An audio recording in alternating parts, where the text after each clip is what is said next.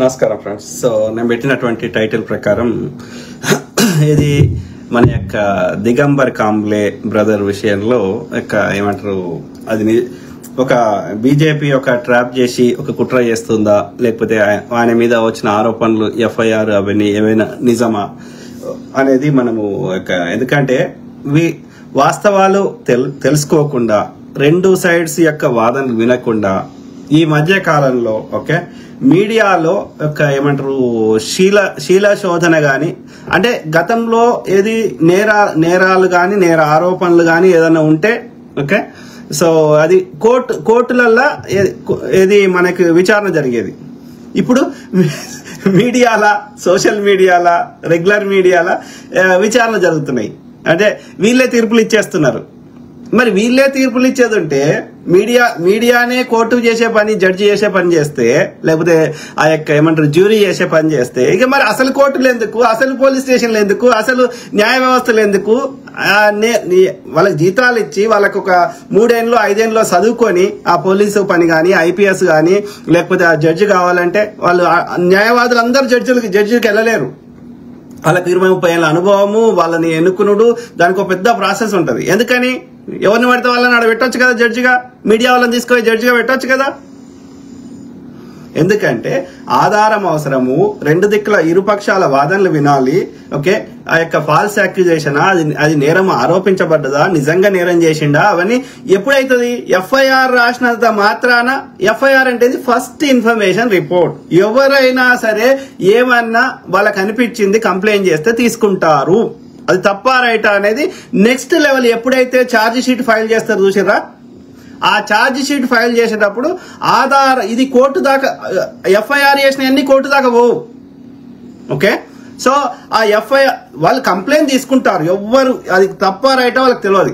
Complaint తీసుకొని విచారిస్తారు. విచారించి అది ఫాల్స్ అక్యూజేషన్ కాదు, నిజం ఉంది, మన దగ్గర ఆధారాలు ఉన్నాయి, కోర్టుకు పోయినా కేసు నిలబడుతుంది అని అనిపిస్తే దాన్ని అప్పుడు ఛార్జ్ షీట్ వేస్తారు.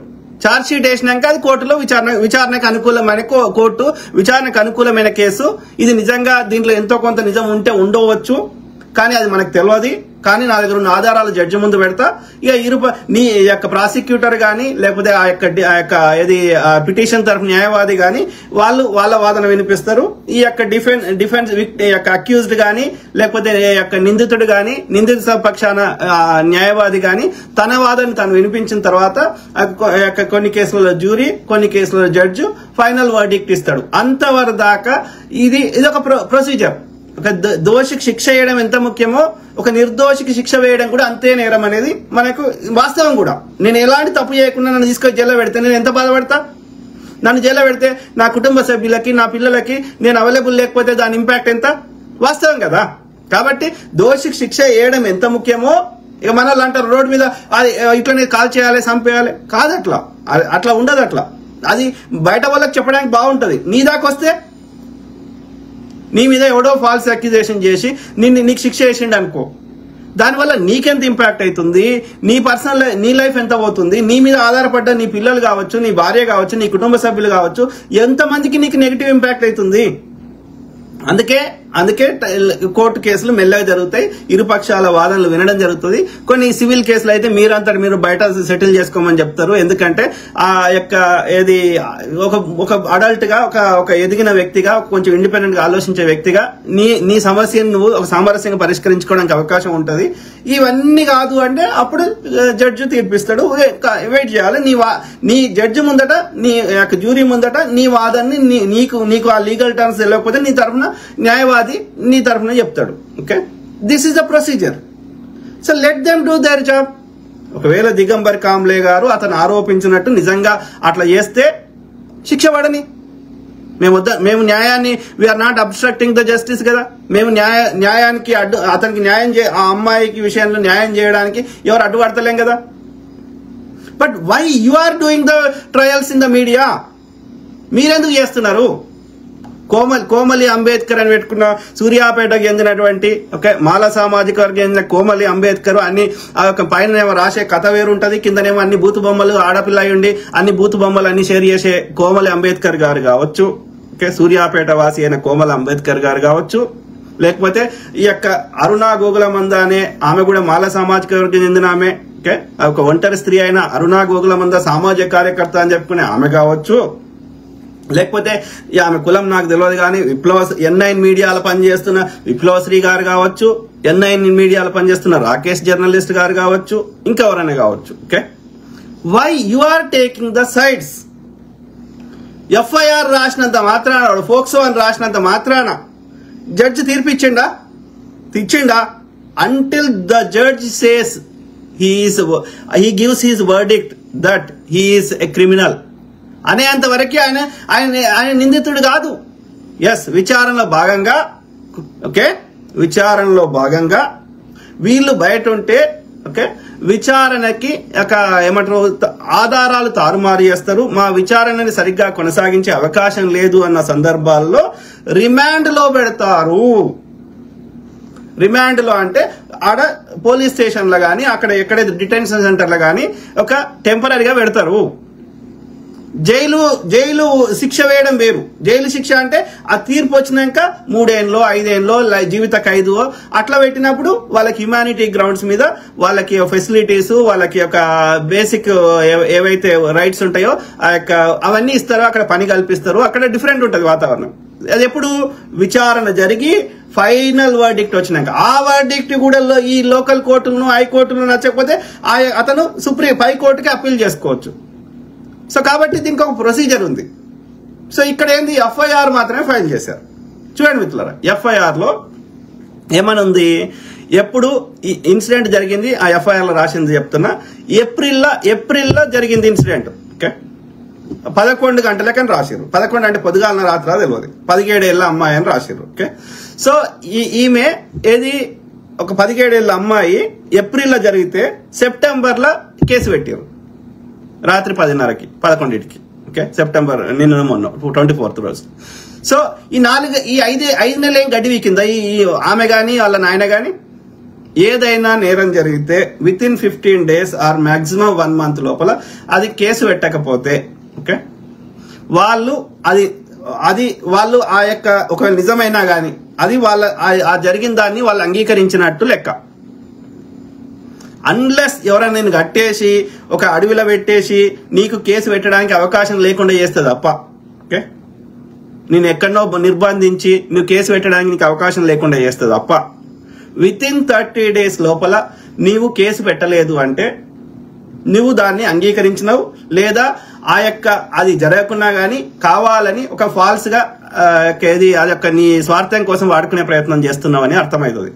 నేను not only this case, even 498A గృహహింస కేసులు 3 ఏళ్ళు 5 ఏళ్ళు మంచిగుండి 5 ఏళ్ల తర్వాత ఎప్పుడో ఏదో విషయంలో వచ్చి డైవర్స్ సపరేట్ డైవర్స్ అయ్యే టైంలో గృహహింస కేసు పెడతారు. ఎట్లా జరుగుతుంది? నీకు ఏ రోజు అయిందో ఆ రోజు నువ్వు కంప్లైంట్ చేసినప్పుడే నువ్వు నిజంగా అది నొప్పి అయింది, నిజంగా అయినట్టుగా మనకు ఆధారాలు ఉంటాయి, ఏమన్నా కేసు అదేమన్నా నిలుస్తుంది. నీకు తోచినప్పుడు ఆ చట్టాన్ని దుర్వినియోగం చేస్తా అంటే చెల్లదు. ఓకే, నాకున్న ఇంతో అంతో ఆయన గురించి అవగాహన ఉన్న దిగంబర్ కాంబ్లే బ్రదర్ విషయంలో ఆయన ఎక్స్టార్షన్ అనేది అందరు గాడిద, ఈ మీడియాలో ఉన్న వాళ్ళందరు గాడిద కొడుకులు చేస్తున్నారు. అన్ని మీడియా సంస్థలు ఆంధ్రానా తెలంగాణకు సంబంధం లేకుండా ఎవడైతే దోపిడీదారుడు ఉన్నాడో, ఎవడైతే అడ్డదారులలో భూములు కబ్జా పెడుతుండో, అడ్డదారులు సంపాదిస్తుండో, ఎవడైతే ట్యాక్సులు కడతలేడో, ఎవడైతే లంగకథలు పడుతుండో వాని దగ్గర వాని ఆధారాలు పట్టుకొని వాని దగ్గర 4 పైసలు వసూలు చేసుకుంటున్న వాళ్ళు అందరు ఉన్నారు. ఓకే, అది తీర్మానం మల్లన్న వేల కోట్లని ఆయనే చెప్పుకుంటుండ్రు. సో 1000 కోట్లు కాకుండా 100 కోట్లని ఆయన ఎట్లా సంపాదించండు, ఎక్స్ట్రాక్షన్ చేసే సంపాదించండు బలవంత వసూలు. Okay, same thing with Raghu journalist, same thing with Andhra media channel అన్ని అంతే. ఓకే, ఏది ఆమె యొక్క ప్రాస్టిట్యూషన్ రింగ్ బయట పెడతామంటారు, డ్రగ్స్ కేసు బయట పెడతామంటారు, చూసి పెట్టకుండా బ్లర్ చేస్తారు, ఆ లోపల వాళ్ళతో డీల్ చేసుకుంటారు, కథం, వాళ్ళకి పైసలు రావాల్సిన వాళ్ళకి వస్తాయి, కథం. సో అట్లా దోపిడీదారు దగ్గర దోసుకుంటారు వీళ్ళు.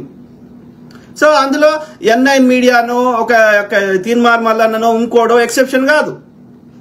That became normalised. ఓకే, కాబట్టి ఆ విషయంలో అందరు చేసేది వీళ్ళు కూడా చేసిండొచ్చు N9 మీడియా కూడా. ఓకే, అంటే దిగంబర్ కాంబ్లే విషయంలో కూడా.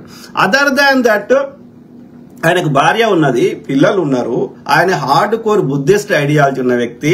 ఓకే, ఈ యొక్క మనువాదం మీద హార్డ్ కోర్ కొట్లాడుతున్న చాలా మంది వ్యక్తుల్లో దిగంబర్ కాంబ్లే గారు కూడా ఒకరు. ఓకే, సో ఆయన దిగజారి, అది కూడా ఫ్రెండ్ కూతురు 17 ఏళ్ల అమ్మాయిని ఆయన తన భార్యా పిల్లలు ఉండంగా వాళ్ళని కాదని ఈ యొక్క బుద్ధిస్ట్ ఐడియాలజీలో ఉన్న వ్యక్తి ఓకే ఆ కామం తట్టుకోలేక ఆ 17 ఏళ్ల పాపకి ఆమె ఆర్గాన్స్, ఆమె చెస్ట్ బ్రెస్ట్ ఎదగని అమ్మాయిని కక్కుర్తి పడి ఆ స్థాయిలకు చేయడానికి ఆయన సిద్ధంగా ఉన్నాడు అని అనుకుంటే నేనైతే నమ్మట్లేదు. I'm not believing in that. Okay, that version of the story. Okay, so కాబట్టి ఆయన డెఫినెట్లీ నేనే 7 సముద్రాల అవతల ఉంటే నన్నే నా ఆర్థిక మూలాల మీద దెబ్బ కొట్టాలని ప్రయత్నం చేసిన వాళ్ళు ఎంతమంది, చేస్తున్న వాళ్ళు ఎంతమంది, ఇట్లా కావాలని అడ్డమైన అమ్మాయిల పేర్లు పెట్టి కానీ నిజంగా అమ్మాయిలతోటి కానీ ఈ బ్రాహ్మణ ముండలు కానీ ఓకే కావాలని మెసేజ్లు పెట్టేసి ఓకే వాళ్ళ మెసేజ్లకు రెస్పాండ్ కాకపోతే కొజ్జోడని ఇట్లా రకరకాలుగా ట్రాప్ చేసే ప్రయత్నం చేసి ఎందుకు చేస్తారు? కన్సిస్టెంట్ గా వీళ్ళ యొక్క ఆధిపత్యాన్ని, వీళ్ళ యొక్క మనువాదాన్ని, వీళ్ళ వివక్షని, వీళ్ళ చెత్తని, వీళ్ళ ఆవు ఉచ్చని పెండని పొద్దుగాలేస్తే నేను ఎక్స్పోజ్ చేస్తున్నా కదా, నా అంత గట్టిగా ఎవడు మాట్లాడతలేడు కదా. సో 7 సముద్రాల అవతల నన్నే ఇంత టార్చర్ చేసినప్పుడు ఆడ N9 మీడియాలో పొద్దుగాలేస్తే ఈ చెత్తబాడుకోలకి మనువాదానికి వ్యతిరేకంగా పొద్దుగాలేస్తే వీళ్ళు అన్ని వీడియోలు కానీ అన్ని నరేషన్ కానీ చేస్తున్నప్పుడు వాళ్ళని టార్గెట్ చేయాలని ఏమున్నదల్లా? N9 మీడియా అనేది దిగంబర్ కాంబ్లేది. ఓకే, సో మిగతా వాళ్ళు రాకేష్, విప్లవ శ్రీ వీళ్ళందరూ అలా పనిచేస్తారు అంతే. ఓకే, ఈజ్ ద యొక్క ఓనర్ ఎవరు అంటే Digambar Kamble. Okay, so they are targeting him. ఇప్పుడు ఈ అమ్మాయి యొక్క తండ్రి ఇంటర్వ్యూ ఎల్లొస్తుంది? ఆ బాడక కేసులో దొరికినటువంటి ఈ యొక్క అంధభక్తులు ఉచ్చ బ్యాచ్ పెండ బ్యాచ్ అయిన బీజేపీ RSS గాడి కొడుకుల వీడియోలలో వస్తుంది. కోర్టులు ఉన్నాయి కదా, వాళ్ళ పని వాళ్ళు చేసుకుంటారు కదా. మళ్ళీ ఆ కోర్టులో కూడా ఉండేటోడు జడ్జి గారు మళ్ళీ పాపనోడే ఉంటాడు. అందుకే ఈ జడ్జిలో కూడా వాళ్ళు కూడా లంచానికో లేకపోతే ఒక కులానికో మతానికో ఒక సైడ్ పోవద్దు అని చెప్పి, రంగుకో దేనికో పోవద్దు అని చెప్పి జ్యూరీ అని ఉంటది. ప్రజల లోపల ఉన్న వాళ్ళే నార్మల్ పీపులే, వాళ్ళ యొక్క మెజారిటీ ఒక 10 మందో 12 మందో కలిసి జ్యూరీ వాళ్ళు వర్డిక్ట్ ఇస్తారు. వాళ్ళు చెప్తారు ఇది తప్పు చేసిరా రైట్ చేసిరా అని తీర్పు. ఓకే, జడ్జి ఇయ్యాడు క్రిమినల్ కేసులలో, సివిల్ కేసులలో ఇస్తాడు కానీ క్రిమినల్ కేసులలో ఇయ్యాడు. ఓకే, కాబట్టి ఈడ జ్యూరీ ఉన్నది, పైకోర్టులు ఉన్నాయి, అప్పీల్ ఉన్నది, తర్వాత ఇది ఛార్జ్ షీట్ కావాలి. ఓకే, తర్వాత ఇతని న్యాయవాది ఇతనికి డిఫెన్స్ చేసుకునే అవకాశం ఉంది, ఇతని వాదనలు వింటారు, వాళ్ళు ఆధారాలు బయట పెట్టాలి. ఇవన్నీ ప్రొసీజర్ ఉన్నప్పుడు అది ట్రాపా, నిజంగా అయిందా లేదా, ఎలాంటి ఆధారాలు ఎవరి దగ్గర లేనప్పుడు ఆ బ్రదర్ కూడా, ఆయన చిన్నపిల్లగాడు కాదు, ఆయన సోషల్ మీడియాలో కూడా యాక్టివ్ ఉన్నాడు, ఒక మీడియా సంస్థకి ఓనరు, ఆయనకు కూడా చట్టాల గురించి అవగాహన ఉంది. ఆయన తన వర్షన్ గానీ తను గానీ ఇప్పటి వరకు వచ్చి పబ్లిక్ లో వచ్చి మాట్లాడలేదు. సో అది కేసు అయినాక 5 నెలల తర్వాత వీళ్ళొచ్చి ఇప్పుడు చెప్పడము ఇదంతా. ఇప్పుడు ఈవెన్ జానీ మాస్టర్ విషయంలో ఆ 16 ఏళ్ల అమ్మాయికి అసలు మీడియాలో పనిచేసే అవకాశమే లేదు. 18 ఏళ్ళు దాటక ముందు ఆమెకు ఆ యొక్క పనిచేసే హక్కే లేదు. మరి ఆ మీడియా సంస్థ ఎందుకు హైర్ చేసుకున్నాడు ఆ యొక్క సృష్టి వర్మని? ఓకే, ఫస్ట్ తప్పు. ఒక ముస్లిం అయినటువంటి జానీ మాస్టర్ కు నేషనల్ అవార్డు వస్తే ఈ బాపనోడు తట్టుకోలేకపోయాడు. బీజేపీ RSS లుచ్చనా కొడుకులు కావాలని ఆయనకు అవార్డు రావద్దని చెప్పి ఆయన మీద తప్పుడు కేసు పెట్టిర్రు. ఆ పోరియే ఈయనకు రెచ్చగొట్టుడు, ఈయనకు నాకు కావాలి, భార్య ఉన్నదని తెలిసి కూడా నాకు కావాలని ఆ పోరే ట్రై చేస్తే ఇతను దానికి టెంప్ట్ కాకపోతే కావాలని తప్పుడు కేసులు పెట్టించి ఒక కుట్ర ప్రకారం చేసి మళ్ళీ ఇవాళ జానీ మాస్టర్ ఇది చేసిండు అది చేసిండు. 16 ఏళ్ల పోరికి నీకు ఎందుకే చదువుకోవాలి, ఇంకోటి చేసుకోవాలి? 18 ఏళ్ళ దాకా ఆగొచ్చు కదా. కథలు వాడేది వాళ్ళు, కావాలని ఒక ఫాల్స్ ఇదంతా ఎవరు చేస్తున్నారు? బీజేపీ ఒడి చేయిస్తున్నారు వెనకాల ఉండి. లుచ్చన మళ్ళీ వీళ్ళందరూ టార్గెట్ ఎవరు? బీసీ ఎస్సీ ఎస్టీలే ఉంటారు. మీరు చూడండి, ఈ బాపనోడో ఇంకోడో లక్షల కోట్లు దోసుకున్నా ఎలాంటి మీడియాలో రావు, వచ్చినా ఎవడు రెస్పాన్స్ కాడు, ఎవడు జడ్జిలు తీర్పులు ఇయ్యరు, ఏముండదు. బీసీ ఎస్సీ ఎస్టీలు వాడు తుమ్మినా దగ్గినా ఏం చేసినా చేయకున్నా వాళ్ళ మీద మీడియాలో చెడు ఆరోపణలు తప్పులన్నీ బీసీ ఎస్సీ ఎస్టీలో వేస్తారా? బాపనోడు చేయడా? మరి బాపనోడు మీద ఎక్కడ కేసులు ఉన్నాయి, ఎక్కడ విచారణ జరిగింది, ఎక్కడ దోషులు? సిబిఐ ఈడీ ఐటీ దాడులు ఇప్పటివరకు ఒక్క బాపనోడు మీద జరిగినాయా? ఒక్క బీజేపీ నాయకుల మీద జరిగినాయా? అదే కాంగ్రెస్ హయాంలో ఉన్నప్పుడు సొంత మిత్రపక్షమైనటువంటి కనిమొళి రాజా కాంగ్రెస్ ఢిల్లీలో అయితే షీలా దీక్షిత్ మాజీ ముఖ్యమంత్రి యొక్క మేనల్లుడు అయినటువంటి సురేష్ కల్మాడి ఇట్లా అందరి మీద చేసిర్రు. అది నిరూపణ అయినాయా కాలేదా, అది నిజమా కాదా తర్వాత ముచ్చట. At least they took actions. కానీ వీడు బీజేపీ ఈ బాపనోడు ప్రతిపక్షాల తృణమూల్ కాంగ్రెస్ వెస్ట్ బెంగాల్లో Trinamool Congress Sharada chit fund scam అని చెప్పి మొత్తం తృణమూల్ కాంగ్రెస్ లో ఎంపీలందరికీ ఇచ్చారు. వాళ్ళకెళ్ళి కొంతమంది బీజేపీలో జాయిన్ అయ్యారు. జాయిన్ అయిన మీద మళ్ళీ సెకండ్ టైం నోటీస్ ఇవ్వలేదు సిబిఐ, కానీ తృణమూల్ కాంగ్రెస్ ఉన్న వాళ్ళకి ఇచ్చింది. అంటే ఏంది?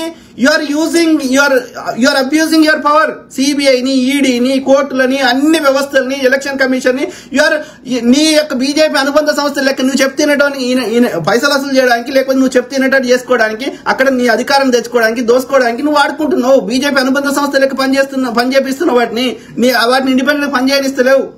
ఇలా ఎక్కువ మంది బలిపశువులు అవుతుంది ప్రతిపక్షాలు, లేదంటే బీసీ, ఎస్సీ, ఎస్టీలు. ఇది బ్రాహ్మణ కుట్ర జరుగుతుంది. నువ్వు ప్రజలకు దేశ సంపద అంతా తీసుకొని నీ యొక్క పొక్కలలో దాచిపెట్టి నాగబంధనాలు వేస్తున్నావు. కోర్టుల ద్వారా తీర్పు ఇప్పించి ఈ సంపద అంతా నాకే చెందాలి, ఈ బాపనానికి అని రాయించుకుంటున్నావు. You're abusing. నేను ఇలాంటి వాస్తవాలు ప్రజల ముందు పెడితే నువ్వు నన్ను టార్గెట్ చేస్తున్నావు. నా ఆర్థిక మూలాలు దెబ్బపెడుతున్నావు, నా క్యారెక్టర్ ని అసాసినేట్ చేస్తున్నావు, అమ్మాయిల ద్వారా ట్రాప్ చేపిస్తున్నావు, నా పాస్వర్డ్లు ఎత్తుకోవాలని ట్రై చేస్తున్నావు. నువ్వు చేయని ప్రయత్నం ఎన్నేళ్ళు చేస్తావు, ఎన్నేళ్ళు మాకు ముడ్డికి ముంత కడతావు, మా మూతికి చీపురుగా ఇచ్చేస్తావు, మా ముడ్డికి చీపురు కడతావు, మా మూతికి ముంతగా కడతావు. ఎన్నేళ్ళు చేస్తావు రా లంజ కొడక? అమ్మ కుట్టలేదురా? మా కర్మ సిద్ధాంతం చెప్తాడు. ఆ కర్మ సిద్ధాంతం నీకు వర్తించదురా బాబాన్ లంజ కొడక? బాబాన్ లంజ కొడుకు పూజారి అవుతాడు, మేమెందుకు కావద్దురా? ఏ ముస్లిం వాడైనా ఇమాం కాగలిగినప్పుడు, ఏ క్రిస్టియన్ వాడైనా పాస్టర్ కాగలిగినప్పుడు, ఏ హిందూ అని చెప్పుకునేటోడు ఎందుకు పూజారి కాడు? బాపన్ లంచకొడుకు ఎందుకు అవుతాడు? మాకు అర్థం కాని సంస్కృతంలో ఎందుకు చెప్తావు ఈ పర్షియా భాషని? మాకు అర్థమయ్యే తెలుగు భాషలు ఎందుకు చెప్పవు? నువ్వు చెప్పేదాని అర్థము చెప్పిండంటే బాపనోడు పైన ఉండాలి, బాపనని కాలు మొక్కాలి, బాపనని ముడి కడగాలి అని రాసి ఉంటాయి. అలా అవి తెలుగులో చెప్పిండనుకో మనం ఓడి గుడికి పోం. అందుకని లంచకొడుకు చెప్పాడు.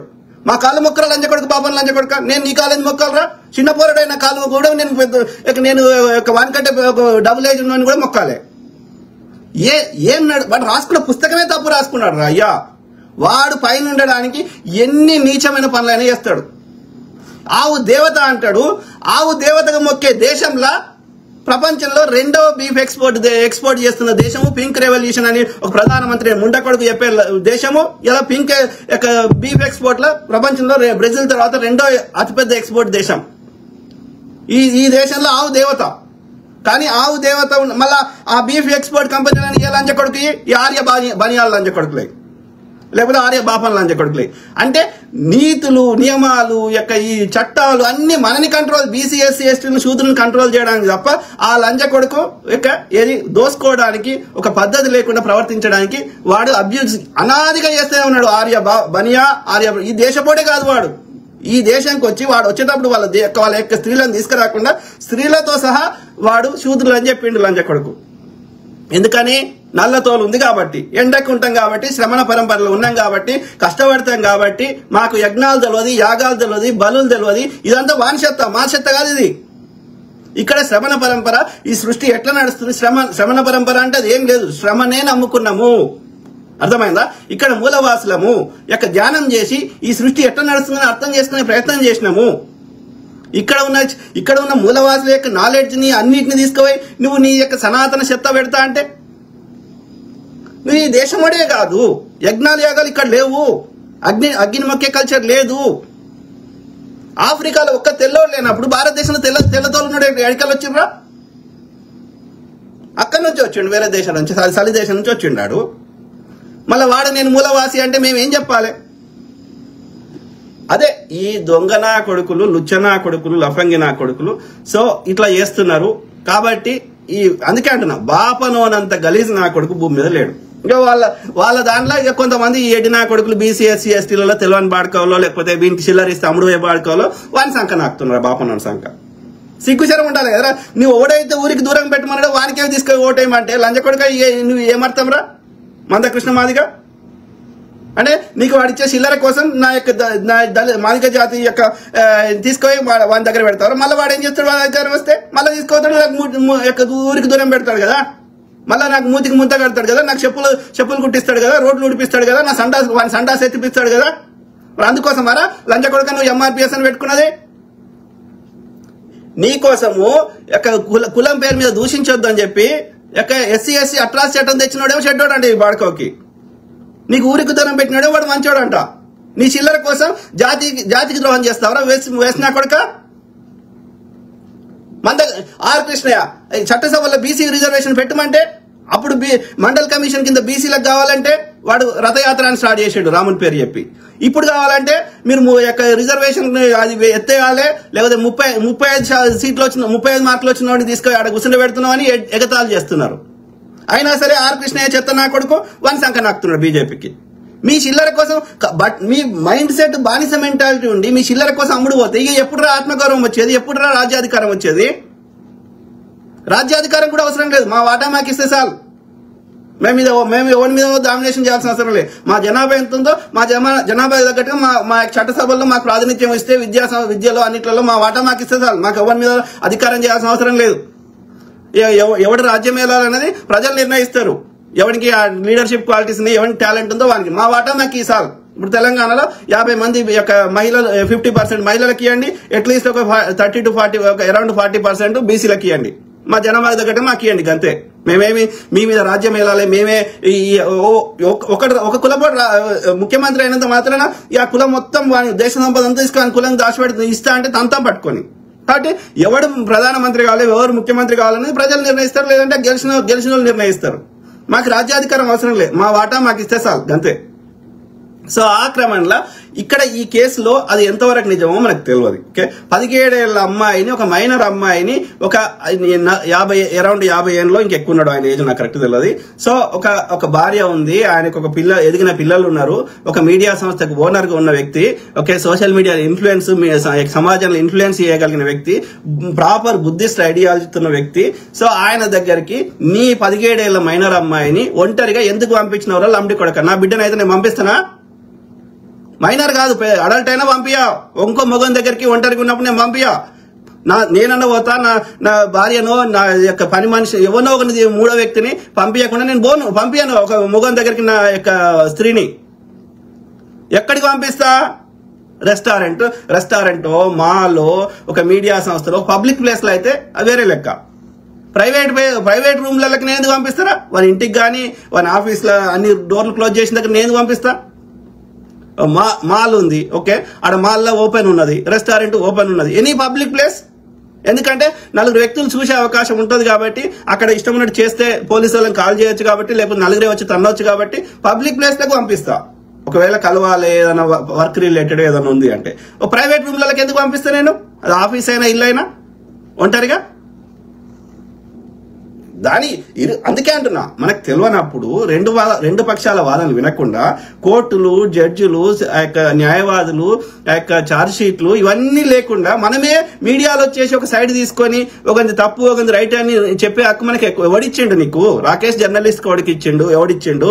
విప్లవశ్రీకి ఓడిచ్చిండు, అరుణా గోగుల మందకి ఓడిచ్చిండు, ఇంకో కోమలి అంబేద్కర్ కి ఓడిచ్చిండు, లేకపోతే ఆ యొక్క బీజేపీ లంబడి కొడుకు లుచనా కొడుకులకు ఓడిచ్చిండు. మీరెవడరా మీడియాలో శూలశోధన చేయడానికి?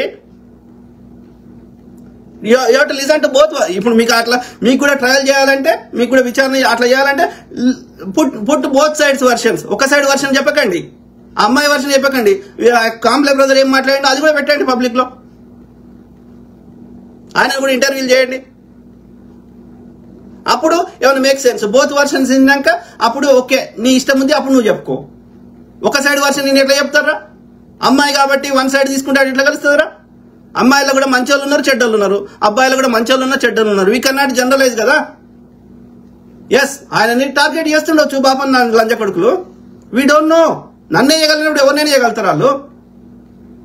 వాళ్ళకి తెలియకపోవచ్చు, కొంతమందికి అది గమనించకపోవచ్చు. నేను పసిగట్టిన కాబట్టి లుచ్చనా కొడుకులు ఉన్నారని తెలిసినగా నేను 7 సంవత్సరాల అవుతుంటే ఉన్న నల్లోని పంపించిన చంపడానికి ట్రై చేసినాడు. ఇక వాడు ఎంతకైనా దిగజారుతాడని తెలుస్తలేదా?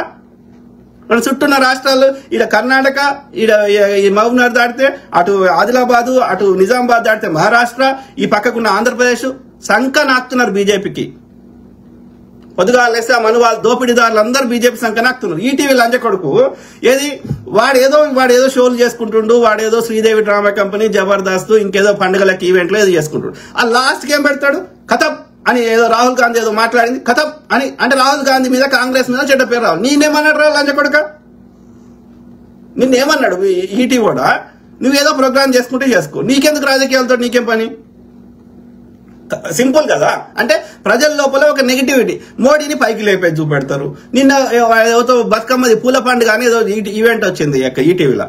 ఆ యొక్క ఏది బీఆర్ఎస్ చెందినటువంటి ఆమె పేరేంది, సాయి చంద్ వాళ్ళ భార్య రజనీని, ఆ శివజ్యోతిని, ఆ బిత్తిరి సత్తి గారిని, వీళ్ళందరినీ చూపెడతారు. వీళ్ళందరూ ఎవరు? బీఆర్ఎస్ వాళ్ళు. అంటే బీఆర్ఎస్ బీజేపీ దోసుకునే బాడుకోలు. మీరు దోసుకోవడానికి సహకరిస్తే ఈ దోసుకునే బాడుకోలు వాళ్ళ పాట పాడతారా? ప్రజల యొక్క మనసులో విషయం చేస్తా అంటే చూస్తే కూర్చుంటారా? మీరు ఇండిపెండెంట్ ఉన్నప్పుడు ఇండిపెండెంట్ ఉండండి.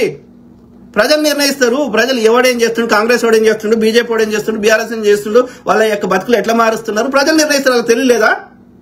రైతుకు తెలియదా? ఆయనకు రుణమాఫీ ఎవడు చేసిండు, ఆయనకు కావాల్సినటువంటి రైతు భరోసా ఎవడిచ్చిండు, ఇంకోటి ఎవడిచ్చిండు, వాళ్ళకి తెలియదా? గతంలో రుణమాఫీ ఎన్ని రోజులు పట్టింది, ఇప్పుడు ఎన్ని పడుతుంది, వాళ్ళకి డే టు డే గమనిస్తారు. వాళ్ళ డే టు డే కష్టాలు ఎవరు ఉద్యోగాలు ఇచ్చారు ఆ పిల్లలకు తెలియదా? గ్రూప్ 1 గ్రూప్ 2 రాష్ట్ర పిల్లలకి. సో వాళ్ళు నిర్ణయించుకుంటారు కదా, వాళ్ళేం చిన్నపిల్లలు కాదు కదా. వాళ్ళు ట్యాక్సీలు కట్టే తెలివి ఉన్నప్పుడు వాళ్ళకి ఎవరికి ఓటేయాలో వాళ్ళు నిర్ణయించుకోరా? మీరు ఓటర్ చెప్పడానికి దొంగ మొండా కొడుకులు తయారయ్యారు. ఆలోచించండి మిత్రులారా. ఆ క్రమంలో ఇది వాళ్ళు రాకేష్ మాట్లాడింది, లేకపోతే విప్లవశ్రీ మాట్లాడింది, అరుణ గోగుల మంద మాట్లాడింది, లేకపోతే ఆ యొక్క కోమలి మాట్లాడింది నేను చదువా. ఎందుకంటే వాళ్ళు ఒక మెచ్యూర్డ్ గా 2 sides వర్షన్ ని మాట్లాడితే నేను చదివేవాడిని. కానీ ఈ దిగంబర్ కాంబ్లే, ఎందుకంటే ఈమె అయితే కొంచెం చూద్దాము, విప్లవశ్రీ కూడా చూద్దాము. అంటే ఈమె అయితే విప్లవశ్రీ అయితే N9 మీడియాలో పనిచేస్తుంది. తను ఎవరైతే ఓనర్ ఉన్నాడో అలా పనిచేస్తుంది ఈమె. ఎట్లా చెప్తావు జర్నలిస్ట్ విప్లవశ్రీ? ఎట్లా చెప్తావు నువ్వు? ఇప్పుడు నీకు చెప్పిండా మీ బాసు? నీకు ఎట్లా తెలుసు ఏం తప్పు? రాకేష్ మాట్లాడుతున్నాడు, ఏం మాట్లాడుతున్నా వినలేదు కానీ సో ఏమో మాట్లాడుతున్నాడు. ఏమంటున్నాడు రాకేష్ జర్నలిస్టు? మీ ప్రశ్నలన్నిటికీ ఇదే సమాధానం, నేను ఎప్పుడు బాధితుల పక్షమే, బాధితుల పక్షాన్ని లేనివాడు, నేను జర్నలిస్ట్ గా ఉన్నా. కరెక్టే, కానీ హౌ డు యు నో ఆమె రియల్ గా బాధితురాలా కాదా మనకి ఎట్లా తెలుసు? ఆమె కావాలని ఆమె ద్వారా ట్రాప్ చేసి బీజేపీలు చేపిస్తురేమో మనకేం తెలుసు? ఆ బీజేపీ మీడియా ఛానల్నే వాళ్ళ నాయనది ఇంటర్వ్యూలు వస్తున్నాయి. అదొక కుట్రే కావచ్చు కదా, మనకు తెలియదు కదా. మరి మనము ఈ యొక్క కాంబ్లే బ్రదర్ యొక్క సైడ్ వర్షన్ వినలేదు కదా. How can you say? నిందితుడు అనడం కరెక్ట్, బాధితురాలు అనకూడదు. మనకు తెలియదు కాబట్టి ఆయనే బాధితుడు కావచ్చు. ఈమె ఫాల్స్ అక్యూజేషన్ చేయడం వల్ల, ఆయనకు డిఫేమ్ చేయడం వల్ల, ఆయనకు మానసికంగా డిప్రెషన్ ఇబ్బంది పెట్టడం వల్ల బాధితుడు ఈయనే కావచ్చు కదా. ఈమె తప్పు కేసు పెడితే బాధితుడు ఎవడవుతాడు? కాంబ్లే బ్రదర్ అవుతాడు. సో కాబట్టి వీ డోంట్ నో. నువ్వు చెప్పాల్సింది ఏంటంటే నిందితుడు అని కరెక్ట్ వర్డ్, బాధితులు కాదు. ఇక్కడ ఎవరు బాధితులు అనేది మనకు తెలియదు అన్లెస్ ఇట్ ఈస్ కోర్టులలో తీర్పులు అట్లా వచ్చేదాకా. ఓకే, కాబట్టి మనకు బాధితులు ఎవరు అనేది అమ్మాయా లేకపోతే కాంబ్లే బ్రదరా మనకు తెలియదు. ఓకే, కాబట్టి we don't take sides, only we have to use the corrective terminologies. Accused అంటే నిందితుడు, నేరారోపణ చేయబడిన వాడు, లేదంటే నిందితుడు, అంతవరకే మాట్లాడాలి. కానీ బాధితులు ఎవరు అనేది మనకు తెలియదు. Okay, so please correct your terminology Rakesh brother. Viplavasri ఏం పెట్టింది? విప్లవశ్రీ పోస్ట్ 13 గంటల ముందు పెట్టింది విప్లవశ్రీ. ఓకే, ఏం పెట్టింది విప్లవశ్రీ? ప్రస్తుతం దిగంబర్ కాంబ్లే మీద నడుస్తున్న చర్చలో పాల్గొనే ఆసక్తి నాకు అసలు లేదు, అతన్ని చట్టం ద్వారా శిక్షిస్తే బాగుండు. How do you say my dear sister? How do you say that ఆయన శిక్షిస్తే బాగుండు అని నువ్వు ఎట్లా చెప్తున్నావు? అంటే you made up your mind that he did that అని నువ్వే కంక్లూజన్కి వచ్చేసినావు. ఎట్లా వాళ్ళిద్దరు చేసేది నీ దగ్గర ఏమైనా ఉందా? How do you say? We don't know. When you don't know, be like you don't know. నీకు తెలియనప్పుడు తెలియని ఆమె లెక్కనే ఉండు. Don't take sides Viplavasri. Be matured please. Okay, నీకు ఇదే ఎప్పుడు నేను విప్లవశ్రీకి గతంలో కూడా ఆ డ్రెస్ లో అప్పుడు ఏదో విషయంలో రాకేష్ ఏదో అన్నాడు, ఆ యొక్క ఇట్లా డ్రెస్ ఇట్లా వేసుకోకు, సంఖలు కనిపిస్తున్నాయి అంటే నా సంఖ గురించి నీకెందుకు ఇది అదని మళ్ళీ వచ్చి మీడియాలో పెట్టింది. అప్పుడు నేను మళ్ళీ లైవ్ పెట్టి చెప్పిన, ఆమెతో డైరెక్ట్ చెప్దామంటే ఫోన్ చేస్తే ఎత్తది, అర్థమైందా? కాల్ చేయమంటే చేస్తా అన్న అంటది, మళ్ళీ చేయదు. నేనేం చేస్తా దానికి? సో కరెక్ట్ కాదు కదా. అక్కడ నేను ఆ డ్రెస్ విషయంలో కూడా చెప్పిన, నీ సంఖ చూస్తే ఎవరికి ఏ ఫీలింగ్ వస్తలేదు, మొత్తం ఇప్పుకొని వచ్చిన నీవు కాదు, నీ విషయంలో అంటలేదు, ఈ సమాజంలో ఈ మోడర్న్ అమ్మాయిల విషయంలో చెప్తున్నా. కానీ అక్కడ అటెన్షన్ డిస్ట్రాక్ట్ అవుతుంది, వర్క్ అంబియన్స్ పోతుంది, మన ఫోకస్ వర్క్ మీద ఉండాలి. కాబట్టి ఆ వర్క్ ని డిస్ట్రాక్ట్ చేయొద్దని చెప్పడం తప్ప నువ్వు రోడ్డు మీద కానీ మీ ఇంట్లో కానీ ఇంకెక్కడన్నా కానీ బట్టలు ఇప్పుకొని ఎవరు తిరిగినా మాకు అబ్జెక్షన్ లేదు, చూసి ఎంజాయ్ చేస్తాం కానీ మేమేమనం. Okay, simple. ప్రకృతిని చూస్తే ఆహ్లాదం అవుతుంది, మీరు బట్టలు ఇప్పుకొని తిరిగితే మేము ఎంజాయ్ చేస్తాం, అట్లీస్ట్ మానసికంగా ఎంజాయ్ చేస్తాం. Okay, simple. సో చర్చలో పాల్గొనే ఆసక్తి నాకు అసలు లేదు, అతన్ని చట్టం ద్వారా శిక్షిస్తే బాగుండు, బాధితుల పక్షానే నేను ఉంటాను, ఇది వాళ్ళకు కూడా చెప్పిన మాటే, కానీ విక్టిమ్ బ్లేమింగ్ జరుగుతుంది అని తెలుస్తుంది. మీకు ఏమైనా అజీర్తి ఉంటే దిగంబర్ కాంబ్లే మీద వెళ్ళగక్కండి, త్వరగా కేసును ముందుకు తీసుకెళ్లమని పోలీసుల మీద ఒత్తిడి తెండి, అంతే తప్ప మీకు అతని మీద ఉన్న వ్యక్తి పూజ వల్ల, నా కులపు వ్యక్తి అనే మమకారం వల్ల అవతల ఉన్న బాధితురాలిపై బురద చల్లే ప్రయత్నం అస్సలు బాగుంది. అదే బ్రదర్, దయచేసి, అదే సిస్టర్, దయచేసి విప్లవశ్రీ, ఓకే, ఐ రెస్ట్, నీ మీద నాకు ఎంతో కొంత ఒక 1% అన్న యొక్క సాఫ్ట్ కార్నర్ ఉంది కాబట్టి నీకు ఏమంటారు ఇంకా ఆ మెచ్యూరిటీ, అండర్స్టాండింగ్ ఇంకా ఎదగాలి. నువ్వు యూ హ్యావ్ టు గ్రో. చదువుకున్నావు కావచ్చు, జర్నలిజం చదివినావు కావచ్చు, కవితలు రాస్తావు కావచ్చు, ఎంతో కొంత కష్టాలు అనుభవించిన జీవితాన్ని చూసినావు కానీ ఇంకా బిగ్గర్ పిక్చర్ ఆలోచించాలి. ఓకే, కాబట్టి ఇంకా నీ మాటలలో, ఆలోచన విధానంలో ఇంకా కొంచెం పరిపక్వత రావాలి. ఓకే, కాబట్టి యూజ్ యువర్ ఏమంటారు, నువ్వు ఒక ఇన్ఫ్లుయెన్స్ చేసే స్థానంలో ఉన్నావు కాబట్టి నీ మాటకి ఒక ఏమంటారు నలుగురికి ఇంపాక్ట్, నీ మాటను నలుగురు దగ్గర తీసుకుపోయే శక్తిని నీకు ఎన్ఐఎన్ మీడియా కానీ, నీ సొంతం కానీ, టాలెంట్ కానీ, లేకపోతే నీ తల్లిదండ్రుల నుంచి కానీ ఉంది కాబట్టి నువ్వు నలుగురు లోపల ఉన్నప్పుడు మనము మాట్లాడేది 100 సార్లు ఆలోచించి మాట్లాడాలి. నేను నీకే చెప్పలేదు, తులసి చంద్ కూడా చెప్పిన గతంలో. ఓకే, తులసి చంద్ కూడా ఆమె కూడా వీళ్ళకి ఏమైతుంది అంటే కొంచెం పబ్లిక్ లకు రాగానే సర్కాయిపోతుంది, నా అంతటి గొప్పలు లేరు, నాకు అన్ని తెలుసు అన్న భావనకు వచ్చేస్తారు.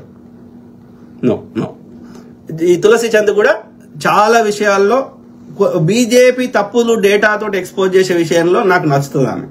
మిగతా చాలా విషయాల్లో ఆమె ఇంకా రీసెర్చ్ చేసి, లేకపోతే ఇంకా ఇండిపెండెంట్ గా అనాలిసిస్ చేసి, సొంతంగా విశ్లేషించి ఇంకా మెచ్యూర్ లెవెల్లో చెప్పడంలో ఆమెకు వ్యూస్ వస్తున్నాయి.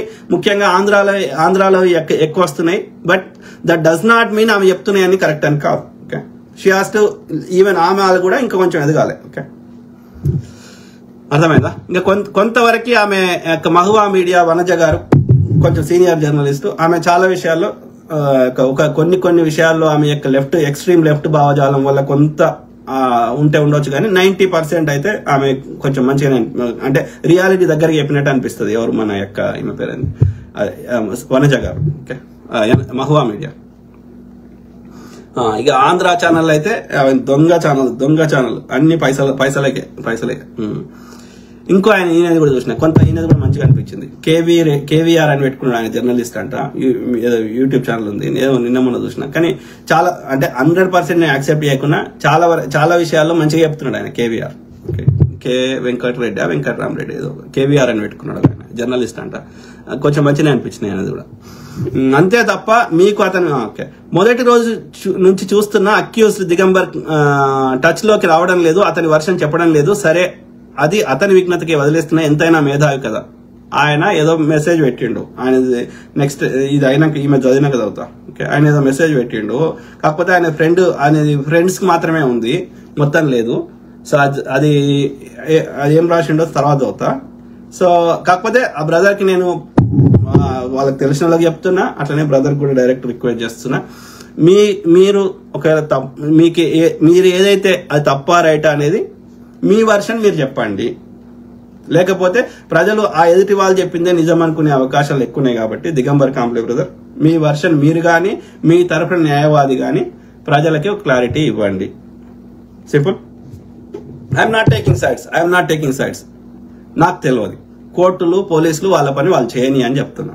మనకు తెలియనప్పుడు మనం తెలియని వాళ్ళు లెక్కుందాం, మనం ఒక సైడ్ తీసుకోవద్దని చెప్తున్నా అంతే. Unless you have solid proof, వాళ్ళిద్దరు చేసుకోగా వీడియోతో సహా ఉంటే తప్ప. ఓకే, లేనప్పుడు మనకు తెలియదు కాబట్టి నేను దిగంబర్ కాంబ్లే రైట్ అంటలేను, ఆ అమ్మాయి రైట్ అంటలేను, నాకు తెలియదు. నాకు తెలియనప్పుడు నేను మీడియాలో వచ్చేసి నేను విచారణ చేయను, శీల శోధన చేయను. ఓకే, వాళ్ళు చేయాల్సిన వాళ్ళు మనకు జీతం ఇచ్చి వాళ్ళని ఒక పదవిలో కూర్చుండే పెట్టినప్పుడు పోలీసులు వాళ్ళు ఛార్జ్ షీట్ ఫైల్ చేస్తారు. ఈ యొక్క దిగంబర్ కాంబ్లే గానీ, వాళ్ళ తరఫు న్యాయవాది గానీ, ఆ అమ్మాయి వాళ్ళ సైడ్ వాళ్ళు గానీ, అమ్మాయి తరఫు న్యాయవాది గానీ, పోలీసులు గానీ వాళ్ళందరూ ప్రాసిక్యూట్ చేస్తారు. అది యొక్క కోర్టులు, జడ్జిమెంట్లు, అవన్నీ అప్పీళ్లు గిప్పీలు అదంతా ఉంటుంది. Let them to their process. Legal గా ఏమేం చేయాలో, ఎట్లా చేయాలో, criminal procedure, let them do their job. నాకు తెలియనప్పుడు నేను ఇన్వాల్వ్ కాను. అన్లెస్ నా దగ్గర సాలిడ్ ప్రూఫ్ ఉంది, ఆ అమ్మాయి ఇష్టం లేకుండా ఇతను ఆ అమ్మాయితో చేసింది నా దగ్గర వీడియోతో సహా ఉంది అంటే yes, then I have proof. Then I can present this proof in the court. I can show in the media. I can prove that. ఎందుకంటే I have proof. నా దగ్గర ఎవిడెన్స్ ఉంది కాబట్టి, నా దగ్గర ఆధారం ఉంది కాబట్టి, సాలిడ్ ఆగే దాని నుంచి ఆయన తప్పుకోలేడు, ఆయన అబద్ధాలు చెప్పలేడు కాబట్టి దెన్ నేను మీడియాలో వచ్చేసి ఎక్స్పోజ్ చేస్తా. అరే మూర్ఖుట్రా, 17 ఏళ్ళ అమ్మాయి ఇద్దరు ఎందుకు అయినారా, బయట అమ్ముకునేటోళ్ళు మస్తు మంది ఒళ్ళు అమ్ముకునేటోళ్ళు ఉన్నారు కదా, 4 పైసలు వారేస్తే హీరోయిన్తో సహా వస్తుంది, నెల ఒక గంటకి 1,00,000 గంటకి 10,000 5,000 ఇస్తే వచ్చేటోళ్ళు చాలా మంది ఉన్నారు, ₹1,00,000 ఇస్తా అంటే హీరోయిన్ వచ్చేది ఉన్నది. సో గీ పోరిద్దరు ఎందుకు అయినారా అని నేనే తిడతా. When I don't have evidence, when I did not here any kind of his version, how can I take sides? నేను ఎట్లా తీసుకుంటా ఒక సైడ్? ఎఫ్ఐఆర్ అంటే నేరం కాదు. నువ్వు కూడా దిగంబర్ కాంబ్లే వై కూడా ఆమె కావాలని నాటిని డిఫేమ్ చేస్తున్నారు, మీ మీద కూడా కంప్లైంట్ చేయొచ్చు. ఇప్పుడు Digambar Kamble near by police station పోయి ఇగో సోషల్ మీడియాలో నన్ను డిఫేమ్ చేస్తున్నారు, నా వ్యక్తిగతంగా ఏది ఎలాంటి ఆధారం లేకుండా నేను ఎలాంటి చేయకుండా నా మీద డిఫమేషన్ మీద మీ మీద కూడా ఎఫ్ఐఆర్ చేయొచ్చు. దిగంబర్ కాంబ్లే ఆ అమ్మాయి మీద కూడా చేయొచ్చు. అంత మాత్రాన ఇక మీరు నేరం చేసినట్టు కాదు కదా. మళ్ళీ సేమ్ ప్రొసీజర్, మళ్ళీ కోర్టులు, మళ్ళీ పోలీసు, మళ్ళీ న్యాయవాది, సేమ్ ప్రొసీజర్. కాబట్టి ఎస్పెషల్లీ క్రిమినల్ కేసులలో మీరు దయచేసి మీడియా సంయమనం పాటించండి. Don't take sides. సింపుల్.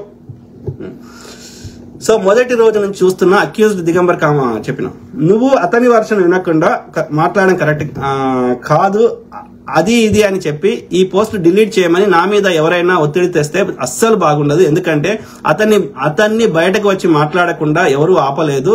అతని గేమ్స్ కి అమాయకురాలు బలి అవ్వడం సమంజసం కాదు. ఇక్కడ ఆమె N9 మీడియాలో పనిచేస్తుంది. ఎవరు? జర్నలిస్ట్ విప్లవశ్రీ. ఓకే, అర్థమైందా? ఈ N9 మీడియాకి రాకేష్ జర్నలిస్ట్ సీఈఓగా చేసిండు దిగంబర్ కాంబ్లే, ఓనర్ దిగంబర్ కాంబ్లే. నీ ఓనర్ మీద నువ్వు ఇలాంటి పోస్టు, ఆయన నేరం చేసిండని పోస్టు పెడితే ఎంతవరకు నీకు జీతం ఇచ్చి నీకు తిండి పెడుతున్న ఆ యొక్క సంస్థ అధినేత మీద ఇట్లా సోషల్ మీడియాలో ఒక ఫాల్స్, నువ్వు కూడా ఒక ఫాల్స్ అక్యూజేషన్ సైడ్ తీసుకుంటే ఎంతవరకు కరెక్ట్? నా సోదరి Viplavasri, please please please grow up. Unless you or Rakesh have other vested interest. Digambar కాంబ్లేని పక్కకు తొలగించి మీరే ఆ సంస్థని మీ చేతులకే మొత్తాన్ని తీసుకుందాం, మీరు కూడా కుట్రలో భాగమైతే నేను ఏం చేయలేను. ఆ పైవాడే ఆ ప్రకృతి మాతనే చూసుకుంటది. అది కరెక్ట్ కాదు విప్లవశ్రీ. ఓకే, నాకు తెలియదు. సారు ఆయన వర్షన్ ఆయన చెప్తాడు, లేకపోతే కోర్టులు చెప్తాయి. సో అంతవరకు దాకా వేచి చూద్దామని ఒక మెసేజ్ పెట్టి ఉంటే I would have appreciated you Viplavasri. But this is not the way. I don't know why you are taking one side. జరిగిన అంశం గురించి నాకు బాధితుల నుంచి మాత్రమే తెలిసింది. వాళ్ళు ఏం చెప్తున్నారో నాకు అది మాత్రమే తెలుసు. అవి మీ దాకా వచ్చాయి కాబట్టి మళ్ళీ ఇక్కడ ప్రస్తావించక్కర్లేదు అనుకుంటున్నా. When you are able to, when you have time, when you are putting efforts to listen to the other side version, why don't you put any effort to listen other side version also? ఒక side వాదనని నువ్వు అంత సహృదయంతో నీ సంస్థ యజమాని మీద వచ్చినప్పుడు, నువ్వు అంత విశాల హృదయంతో వినగడానికి నీకు మనసొప్పినప్పుడు, నీ అధినేత సైడ్ కూడా వినాల్సిన అవసరం నీకు లేదా? అధినేతతో మాట్లాడాలని ప్రయత్నం చేయాల్సిన అవసరం లేకుండానా? లేకపోతే కొంచెం వేచి చూడాల్సిన అవసరం లేకుండానా? కదా Viplavasri, think independent. Unless you have some other vested interest, అప్పుడు నువ్వు ఎక్స్పోజ్ అవుతున్నావు. అంటే నీకు సంబంధం లేని దానిలో నువ్వు ఏమంటారు అది, లేదంటే నీకు కూడా సంబంధం ఉన్నట్టు. వస్తాయి వాస్తవాలన్నీ బయటకు వస్తాయి.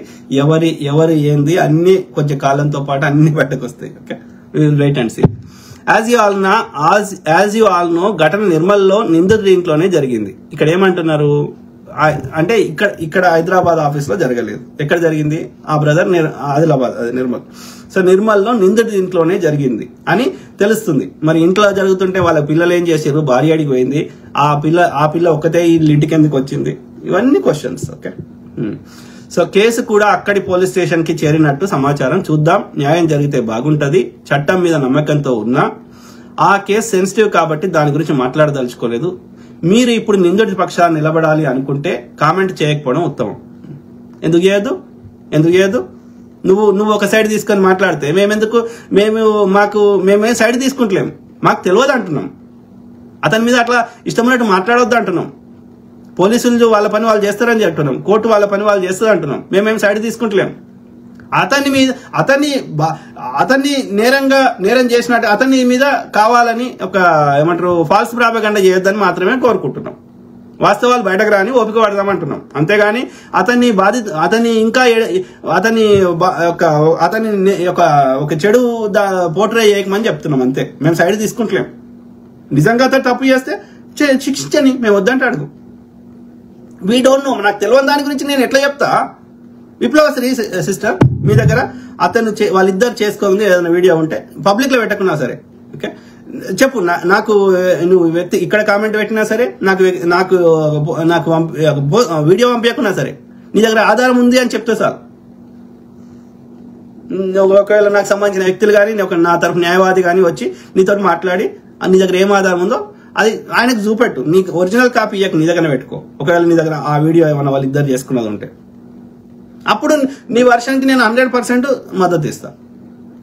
When you don't have any kind of evidence, ఎవడో ఏదో ఆరోపణ చేసుకుంటే ఎఫ్ఐఆర్ రాస్తే అదే నిజమని నమ్ముకొని నీ ఇష్టమైనట్టు కామెంట్ పెడతా అంటే నీ ఇజ్జత్ నువ్వు తీసుకుంటున్నావు.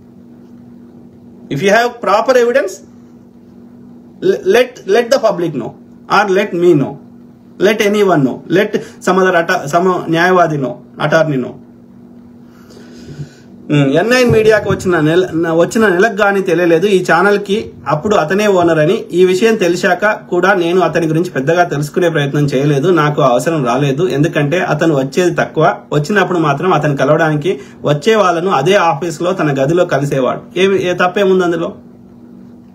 ఇప్పుడు ఆయన ఆఫీస్ కి అప్పుడప్పుడు వచ్చినప్పుడు గానీ ఎవరిని కలిసినప్పుడు గానీ what is wrong in that? ఆయన ఏం తప్పు చేసిండు? తన ఆఫీస్లలో డోర్లు పెట్టుకొని మాట్లాడుకోరా? ఇక ఈ తలకాయ నొప్పులు ఎందుకని అమెరికాలో అయితే ఆఫీసులకు కూడా గ్లాస్ డోర్లు పెడతారు, అల్ల లోపల ఏమైతుందని తెలియాలి. అదే ఆఫీస్ లో తన గదిలో కలిసేవాడు. మా వర్క్ స్టేషన్, మేము వర్క్ చేసే ప్లేస్ ఆ ఫ్లాట్ లో హాల్లో ఉండేది కాబట్టి అతని రూమ్ కి వెళ్లాల్సిన అవసరం మాకు వచ్చేది కాదు. చాలా మంది కలవడానికి వచ్చేవారు అతన్ని. వాళ్ళందరినీ ఆరా తీసేంత తీరిక అజమాయిషి మాకు ఉండేది కాదు. There is nothing wrong in that. ఆయన ఓనర్ గా ఆయనకు తన వర్క్ రిలేటెడ్ ఎవరినైనా కలిసే హక్కు తన ఆఫీస్ లో ఉన్నది. అక్కడ ఇక్కడ ఆ బ్రదర్ తప్పు చేయట్లేదు. సింపుల్. అలా 1-2 సార్లు ఈ పాప తన నాన్నతో రావడం వాస్తవం. ఓకే, ఎందుకు వచ్చింది ఈ పాప? 17 ఏళ్ల పాపకి ఆ యొక్క మైనర్ బాలికకి అక్కడికి ఎందుకు వచ్చింది? First question. N9 లోనే అంటే ఈమెకి ఏమన్నా వర్క్ కావాలని అడిగిండేమో, ఈయన అన్నాడేమో, అది పగబెట్టుకున్నారేమో, మనకు తెలియదు. We don't no. ఓకే, 17 ఏళ్ల పాపకి ఏమవసరం రా? 18 ఏళ్ళు రాంది నీకు ఏమవసరం? నీవేదో ఇంకా చిన్నపిల్లవు కాబట్టి ఆడుకో పాడుకో ఏమైనా చేసుకో, నీకేమవసరం ఇవన్నీ కదా? N9 లోనే ఈ ఘటన జరిగి ఉంటే ఈ పాప నిర్మల్ వెళ్లేది కాదు. అంటే ఈ పాప క్లారిటీ తనకు ఉంది కాబట్టి వ్యవస్థ ఎలాంటి ప్రభావితానికి గురవకుండా తనకు న్యాయం చేయాలి. ఇలా కాదు, నేను ఇక్కడ ఫస్ట్ ఎక్కడ ఏమంటారు అది జరగకపోయి ఉండొచ్చు, ఇది తప్పు అనడానికి ఫస్ట్ ఇండికేటర్ ఏంది అంటే ఇన్సిడెంట్ అయినాక within 1 week or same day గానీ 1 వీక్ లోపల గానీ వితిన్ 30 days లోపల గానీ నువ్వు పోలీస్ కంప్లైంట్ చేయకుండా ఆఫ్టర్ 5 months తర్వాత వచ్చి చేస్తున్నావు అంటే that is the biggest indicator that నువ్వు ఏదో విషయంలో నువ్వు ఏదో అడిగినావు, అది ఆయన అంటే నువ్వు పగబెట్టుకొని చేస్తున్నావు అనేది అర్థమవుతుంది. నిజంగా జరిగి ఉంటే ఇన్స్టెంట్ గా కేసు ఫైల్ చేస్తారు ఎవరైనా. ఓకే, ఒకవేళ ఆరోగ్యం బాగలేదు, లేకపోతే ఆ యొక్క ట్రామా నుంచి బయటకు రాలేకపోయినావు, లేకపోతే కొన్ని కారణాల వల్ల రాలేకపోతే మాక్సిమం 30 days. 30 days లోపల నువ్వు పోలీస్ కంప్లైంట్ చేయలేదు, ఎఫ్ఐఆర్ చేయలేదు అంటే నీకేదో విషయంలో నువ్వేదో అడిగినావు, అది ఆయన అన్నాడు, అందుకని నువ్వు పగబెట్టుకొని నువ్వు కావాలని ఒక తప్పుడు కేసు వేస్తున్నావు అని అర్థం. ఆఫ్టర్ 5 months తర్వాత వచ్చినావంటే ఇప్పుడు ఇవన్నీ విన్న తర్వాత నాకేమనిపిస్తుంది అంటే ఆమె N9 మీడియాలో ఏదో వర్క్ కావాలి, మీడియా ప్రెజెంటర్ ఏదో అడిగినట్టుంది. వాళ్ళ నాన్నతోటి వచ్చింది ఆఫీస్ కంటే. ఈ బ్రదర్ ఆమెకున్న టాలెంట్ చూసి కానీ ఆమెకున్న మెచ్యూరిటీ లెవెల్ చూసి కానీ అవన్నీ ఇంకా తర్వాత చూద్దాంలే ఇప్పుడు వద్దు అన్నట్టున్నాడు. నాకు ఇయ్యవా అని పగబెట్టుకొని కావాలని తప్పుడు కేసు పెట్టినట్టుగా నాకు అనిపిస్తుంది. మళ్ళీ ఆ అమ్మాయి కూడా సేమ్ మాల కులం అంట, వీళ్ళ కులమే అంట, సేమ్ కాస్ట్ అంట. ఓకే, అది నాకు తెలియదు. ఈమెనే విప్లవశ్రీ రాసిందే చదువుతున్నా. సో ఈ పాప క్లారిటీ తనకు ఉంది కాబట్టి వ్యవస్థ ఎలాంటి చెప్పిన N9 మీడియాకి ఘటనకు సంబంధం లేదు, దిగంబర్ డబ్బు పోసి ఉండవచ్చు. ఆమె భాష కరెక్ట్ లేదు, నీ భాష కరెక్ట్ లేదు విప్లవశ్రీ. ఓకే, ఆయన ఓనర్ ఉన్నాడు, ఆయన సంస్థ స్థాపించిండు అని అర్థం ఉంది, కానీ ఆ మాట్లాడే పదజాలం కరెక్ట్ లేదు. సో N9 మీడియాకి ఘటనకి సంబంధం లేదు. దిగంబర్ పేరు పెట్టి పిలుస్తావా మీ బాస్ని? నేను ఇన్నిసార్లు మాట్లాడితే నేను బ్రదర్ అని మాట్లాడుతున్నా, నిన్ను సిస్టర్ అని మాట్లాడుతున్నా, నాకంటే చిన్నదాని అయినా నీకు దండం పెడుతున్నా. నాకున్న సంస్కారంలో నీకు కంటెంట్ మాట్లాడు, సబ్జెక్ట్ మాట్లాడు. వ్యక్తుల మీద నీకంటే పెద్దవాడిని పట్టుకొని మీ యొక్క నీకు తిండి పెడుతున్న ఓనర్ యొక్క అధినేత మీద దిగంబర్ అని పేరు పెట్టి ఏకవచనం మాట్లాడొచ్చా? ఇదా జెన్జీలు గిన్జీ లాంటి గివా? ఆలోచించి sister please. Okay, so Digambar డబ్బు పోసి నేను చెప్తాను చదువుతున్నా. దిగంబర్ డబ్బు పోసి ఉండవచ్చు, కానీ 4 నెలలుగా సంస్థను రాకేష్ టేకప్ చేసుకున్నాడు. ఈ సంస్థ నిర్మాణంలో ఉద్యోగుల రక్తం ఉంది. మేము ఇది నిర్మించిన నేపథ్యం వేరు, మా లక్ష్యం వేరు. మరి దిగంబర్ కాంప్లో ఏం లక్ష్యం ఉంది? ఆయన లక్ష్యంకి భిన్నంగా మీరు పనిచేస్తే మిమ్మల్ని తీసేరాదా? రాకేష్ని తీసేరాదా? నిన్ను తీసేరాదా? విప్లవశ్రీ, నీకు హెడ్కి ఎక్కింది, సర్కాయించింది. నీకు నలుగురు వ్యూస్ వస్తున్నాయి, నలుగురు సోషల్ మీడియాలో చూస్తున్నారని దిమాగ్ సర్కాయించింది. నీకు కళ్ళు నెత్తికెక్కినాయి. చివరగా నేను N9 మీడియాలో జాయిన్ అయ్యింది బాధితుల పక్షాన ఉండడానికే. అలా లేని పక్షంలో నేను N9 మీడియాకు రాజీనామా చేస్తాను ఖచ్చితంగా. మేమందరం కూడా బాధితుల పక్షానే ఉన్నాం. నెత్తి నోరు కొట్టుకొని పొద్దుగాలు లేస్తే ప్రతి ప్రజా సమస్య మీద ఓకే స్పందిస్తున్నాం. ఎవరికి న్యాయం, అణగారిన వర్గాలకి, పేద మధ్యతరగతి సామాన్యుల కోసము ఎవరైతే అణిచివేయబడ్డవారో, తరతరాలుగా అణిచివేయబడుతున్నారో వాళ్ళకి న్యాయం కావాలని పొద్దుగాలు వేస్తే ప్రభుత్వాలని, అన్ని వ్యవస్థలని కొట్లాడుతున్నాము, వాయిస్ ఇస్తున్నాము, విషయ పరిజ్ఞానం చేస్తున్నాము. అన్ని పొద్దుగాలు వేస్తే గదే చేస్తున్నాం. మేమేం చేస్తున్నాం? గడ్డి వ్యక్తులేం కదా, రైట్? మేమేమి ఆడోడో దోసుకో అని చెప్తలేం కదా. అలాగే నాకు కొంత వాటా ఇవ్వమని అడుగుతలేం కదా. దోసుకునేటని పొద్దుగాలు వేస్తే వాళ్ళనే కదా తిడుతుంది. చివరగా నేను N9 మీడియాలో జాయిన్ అయింది. ఓకే, సో అలా లేని పక్షంలో నేను N9 మీడియాకి రాజీనామా చేస్తాను ఖచ్చితంగా. చెయ్యి తల్లి, చెయ్యి. నువ్వు కాకపోతే నీలాంటి వాళ్ళు 100 మంది దొరుకుతారు. ఓకే, ఇది ఒక స్క్రిప్ట్ రాసుకొని చదవడానికి అది పెద్ద విషయం కాదు. ఇప్పుడు అందరూ అదే కదా. ధ్రువరాత ఏం చేస్తాడు? స్క్రిప్ట్ రాసి అవుతాడు. తులసి చంద్ ఏం చేస్తుంది? ఆమె రాసుకుంటుందో లేకపోతే వాళ్ళ ఆయన రాసిస్తాడో. సో ఆమె కూడా అట్లనే చదువుతుంది. అందరు మెజారిటీ అందరు జర్నలిస్టులు వాళ్ళన్న రాసుకుంటారు, వాళ్ళకి రాసిస్తారు స్క్రిప్ట్. సో రాసిస్తే ఆడ ఒకటి స్క్రిప్ట్, ఇది నీకు ఎంత స్పీడ్ కావాలనేది దొరుకుతుంది. ఎంత స్పీడ్ లో అది పోవాలనేది ట్రాన్స్క్రైబర్ ఏదో అంటారు. 15,000 పెడితే వస్తుంది ఇండియాలో.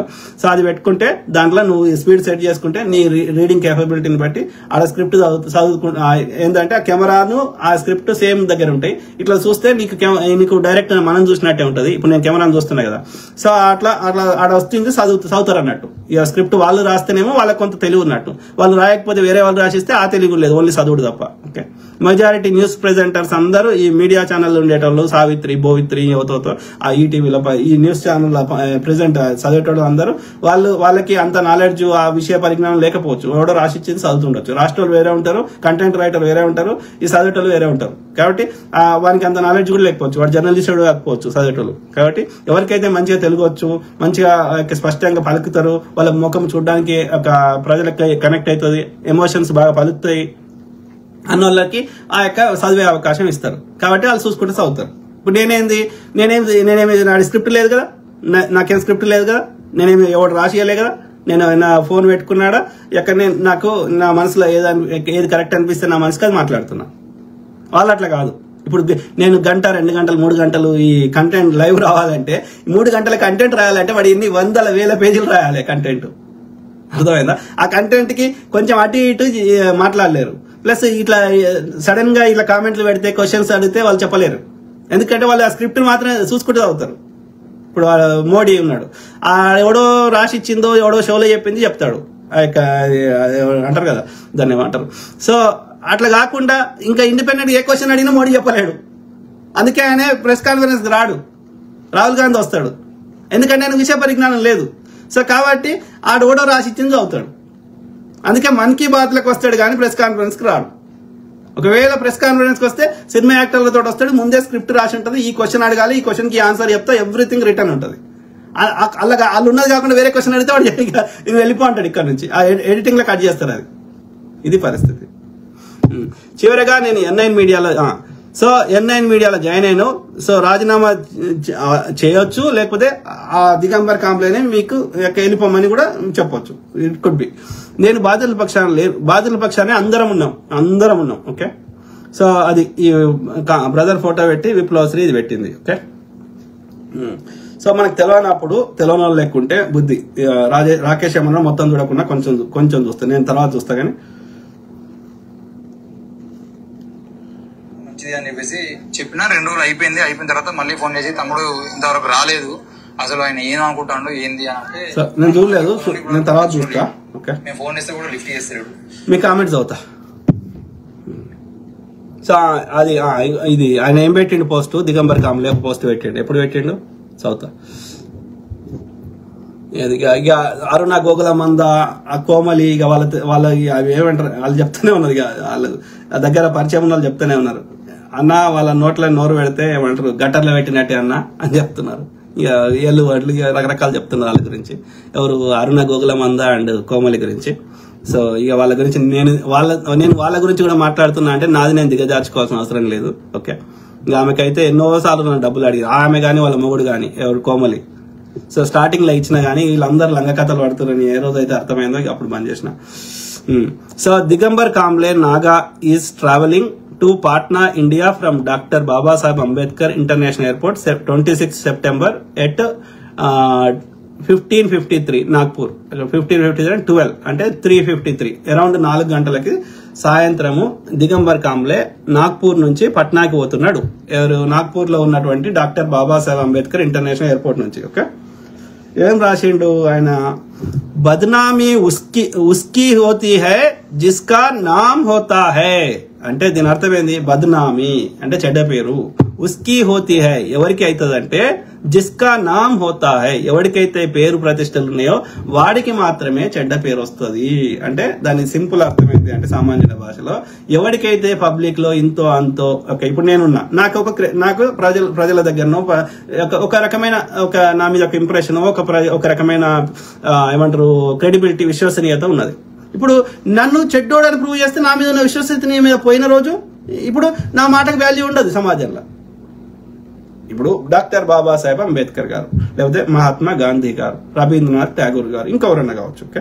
సో వాళ్ళకి సమాజంలో విగ్రహాలు పెట్టి మొక్కుతున్నాము, లేకపోతే వాళ్ళ బర్త్డేలు ఇంకో డెత్ డేలు సెలబ్రేట్ చేసుకుంటున్నాం అంటే వాళ్ళ దగ్గర ఏముంది? వాళ్ళ ఆస్తులు చూసో వాళ్ళు ఇంకోటి చూసే కాదు కదా. వాళ్ళకున్నది వాళ్ళు చేసిన మంచి పనుల వల్ల వాళ్ళకున్నది పేరు ప్రతిష్టలు. ఇప్పుడు అందుకని వాళ్ళు ఎవరి పేరు ప్రతిష్టలు ఉన్నాయో వాళ్ళని డిఫేమ్ చేయాలి, వాళ్ళ యొక్క పేరు ప్రతిష్టలు ఖరాబ్ చేయాలి, వాళ్ళ ఐడియాలజీని చంపేయాలి. కుక్కని చంపాలంటే ఫస్ట్ వాళ్ళు చెడ్డ కుక్కని ముద్ర వేసినాక చంపితే ఎవరు రియాక్ట్ కారు. ఇది బీజేపీ సిద్ధాంతం. అందుకని 60 ఏళ్ల కింద చచ్చిపోయిన నెహ్రూ గారి మీద, ఒక 30-40 ఏళ్ల కింద చచ్చిపోయిన ఇందిరాగాంధీ గారి మీద, ఓకే 50-60-70 ఏళ్ల కింద చచ్చిపోయిన 80 ఏళ్ల కింద చచ్చిపోయిన గాంధీ గారి మీద నేటికి ఎందుకు బురద చల్లుతున్నాడు ఈ సావర్కర్లు, ఈ బాపన్న కొడుకులు, చెల్లండి కొడుకులు? వాడి యొక్క గొప్పతనం చెప్పాలంటే నీ సావర్కర్ ఏం బీకిండో, నీ ఎగ్గేవాకి ఏం బీకిండో, స్వతంత్ర ఉద్యమంలో పాల్గొనడా ఇవి చెప్పుకోవాలి. కానీ పొద్దుగాలేస్తే రాహుల్ గాంధీ పప్పు అని ఇంకోరు ఇట్లా అని ఎందుకు చెప్తున్నాడు? ఓన్లీ బికాస్ వాళ్ళకున్న మంచి పేరుని చెడగొట్టాలి. అప్పుడు వాళ్ళ ఐడియాలజీ చచ్చిపోతుంది. అంబేద్కర్ ఐడియాలజీ చచ్చిపోవాలి, నెహ్రూ ఐడియాలజీ చచ్చిపోవాలి, గాంధీ ఐడియాలజీ చచ్చిపోవాలి. అంటే ఏం చేయాలి? పొద్దుగాలేస్తే వాళ్ళ చరిత్ర మీద, ముస్లింల మీద, ముస్లింలు చంపినా ఎవడు రియాక్ట్ కావద్దంటే ఏం చేయాలి? పొద్దుగాలేస్తే ప్రతి అంశానికి ముస్లింలు చేసిరని ప్రచారం చేయాలి. వీడే చేయాలి, ముస్లింల పేరుని పెట్టాలి. ఎంత కుల్లి లంచ కొడుకీడు, తిట్టబుద్ధి కాదా ఈ బాపన్ లంచ కొడుకుని? అంటే నీ ఏం మనిషివిరా, ఎట్లా పుట్టినవురా? నీ ఆధిపత్యం కోసం ఎవరి బతుకులతో, ఎంతమంది బతుకులతో ఆడుకుంటావురా? మళ్ళీ నువ్వు మాకు కర్మ సిద్ధాంతం చెప్తావురా? కర్మ సిద్ధాంతం ఎందుకు చెప్తున్నావు? మమ్మల్ని కంట్రోల్ చేయడానికి చెప్తున్నావు. నువ్వు పాటించితే చెప్పు, మీ తోలు తీస్తాం. మా ప్రాణం పోయినా సరే కొట్లాడుతూనే ఉంటాం ఆర్య బానియాలతోటి, ఆర్య బాపన్ లంచ కొడుకులతోటి, మనువాదులతోటి. ఆ బీసీ ఎస్సీ ఎస్టీలో కూడా ఈ మనువాద భావజాలం పుట్టిన చిల్లర కమ్ముడు వేల అమ్ముడి కొడుకులో ఎడ్డిముండలో ఉంటే వీళ్ళతో కూడా కొట్లాడతాం అంతే. ఓకే. ఎన్నాళ్ళు భరిస్తాం? లేకపోతే వాడేమో పూజ చేస్తాడంట, వీడేమో రథం కూస్తాడంట. ఏదిరా ఇప్పటికి మీరు పోండి, ఈ కులపోడేమో వెంకటేశ్వర స్వామికి పాలు తేవాలంట, ఈడు పూలు తేవాలంట, ఈడు ఇంకోటి రథం గుంజాలంట, ఆలాంటి కొడుకేమో ఆధిపత్యం చేస్తాడంట, పూజారి ఉంటాడంట, దోసుకుంటాడు బంగారము అన్ని. ఏంది ఎన్నేళ్ళు? సో ఏమంటాడు దిగంబర్ కాంబ్లే, ఒక వ్యక్తిపై వచ్చిన ఆరోపణలు లేదా నిందారోపణలు అవి నిజమా అబద్ధమా తెలియాలంటే దానికి కాస్త సమయం పడుతుంది. కాబట్టి హ్యావ్ పేషెన్స్. ఇది నేను చెప్తలేను, దిగంబర్ కాంబ్లే ఆయన పెట్టిన పోస్ట్. ఓకే, అప్పటి వరకు ఎదుటివాడు చెప్పిన దాని ప్రకారం నేను తప్పు కావచ్చు, లేదా నేను చెప్పిన దాని ప్రకారం ఎదుటివాడు తప్పు కావచ్చు.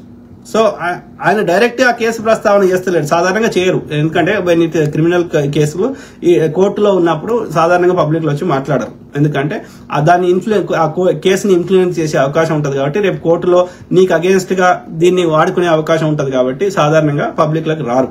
ఓకే, అందులో కోర్టులో అందుకే విచారణ చేసినప్పుడు దాని మీద మాట్లాడరు. అందులో ఆ విచారణ అయిపోయి నీకు న్యాయం దొరకకపోతే అప్పుడు నీకు మాట్లాడే అధికారం ఉంది, పై కోర్టుకు అప్పీల్ చేసే అధికారం ఉంది, మీడియాకి వచ్చి మాట్లాడే అధికారం ఉంది. కానీ విచారణ జరుగుతున్నప్పుడు దాన్ని ఇన్ఫ్లుయెన్స్ చేసే అవకాశం ఉంటుంది కాబట్టి దాని గురించి మాట్లాడరు సాధారణంగా. కానీ మన వాళ్ళంతా సోషల్ మీడియాలో ఇష్యూలో విచారణ చేస్తున్నారు, ఒక సైడ్ తీసుకుంటున్నారు. కరెక్ట్ గా తెలియాలంటే దానికి కాస్త సమయం పడుతుంది. అప్పటి వరకు ఎదుటివాడు చెప్పిన దాని ప్రకారం నేను తప్పు కావచ్చు చెప్పిన ఆ నిజాన్ని నిజంగా నిరూపించడానికి న్యాయ వ్యవస్థలు ఉన్నాయి. నేను అది చెప్పిన కదా. So good brother, good. So అప్పటి వరకు ఎవరి వర్షన్ వారిది. నాకు వ్యతిరేకించే వారికి ఇది పండుగే, మరియు నాకు నమ్మే వారికి కాస్త అసహనం ఉంటుంది. Correct brother, well said. చాలా మెచ్యూర్డ్ అని ఇచ్చేసిండు. ఏదేమైనా నా శత్రు రూపంలో ఉన్న నా మిత్రులకు శుభాకాంక్షలు. ఇప్పుడు తెలుస్తుంది దిగంబర్ కాంబ్లేకి ఎవరు తన మిత్రులు, ఎవరు తన శత్రువులు అనేది ఈ సంఘటన ద్వారా బయటపడుతుంది. ఇన్నాళ్ళు తన మిత్రులు లెక్క నటించిన వాళ్ళు ఎవరు అనేది తెలిసిపోతుంది. శత్రువులు ఎట్లయినా శత్రువులు, అది కొత్తగా తెలిసేది ఏం లేదు. ఓకే, నాకు ఏదో ఒక రూపంలో ప్రజల్లో ప్రచారం చేయడానికి కష్టపడుతున్నందుకు మీకు ధన్యవాదాలు. ప్రజా జీవితంలో వచ్చినప్పుడు ఇవన్నీ ఉంటాయని ఊహించి వచ్చిన వాడిని కాబట్టి వీటిని నేను పట్టించుకోను. వెరీ మెచ్యూర్డ్ వే ఆఫ్, ఆయన చాలా మెచ్యూర్డ్ గా రాసిండు. ఎవరు మన యొక్క దిగంబర్ కాంబ్లే. ఓకే, నేను పోస్ట్ కూడా చేసిన. ఓకే, కాబట్టి don't listen to one side version, don't come to any conclusion, let's wait and see. Wait చేద్దాం. ఎదుడు నేను రాముడు దేవుడే కాదంటే నన్ను బతకనిస్తారా? రాముడు దేవుడు కాదంటే రాముడు చేస్తే చంపేసిర్రు. ఈ యొక్క జనసేన అంధభక్తులతోటి ఆయన చంపేసిర్రు. ఆయన పేరేంది, ప్రవీణ్ పగడాలని. Similar reason. ఓకే, రాముడు ఇదే చిన్నజీవ స్వామి వీళ్ళంతా సేమ్ థింగ్ విత్ ఆయన పేరేంది, అప్పట్లో టీవీలో బాగా వస్తుంది. ఆయన పేరు బ్రదర్ పేరు మర్చిపోయినా, ఈ పేర్లు మర్చిపోతున్నాయి ఎందుకు. అన్ని కంటెంట్ మంచిగా ఉంటుంది, సమయానికి పేరు గుర్తుకు రావు.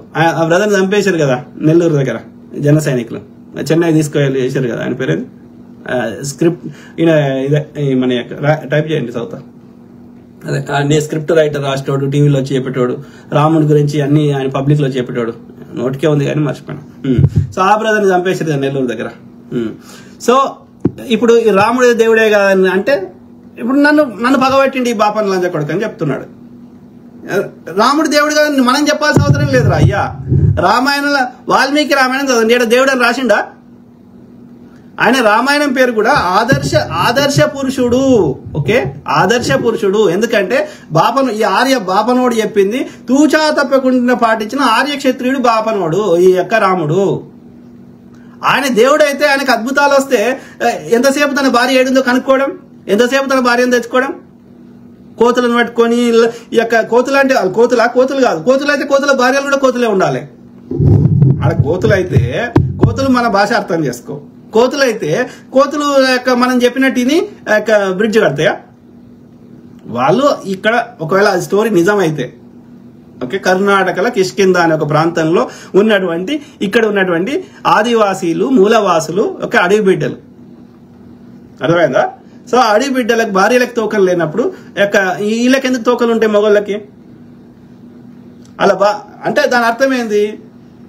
వాళ్ళ భార్యలు చూడండి, హనుమంతుడికే పెళ్లి కాలే కానీ ఇంకా వాళ్ళు ఉన్నారు కదా, జాంబవంతుడు అంగదుడు ఎవరో పేర్లు చెప్తారు కదా.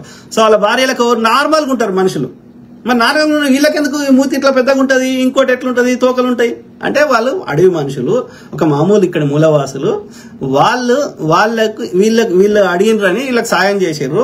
సో ఆ క్రమంలో వాళ్ళకి ఇప్పుడు బాక్సింగ్ చేసేవాడు ఏం చేస్తాడు, మూతికి ఇట్లా పెట్టుకుంటాడు కదా, ఇట్లా దమ్మాగాలని చెప్పి.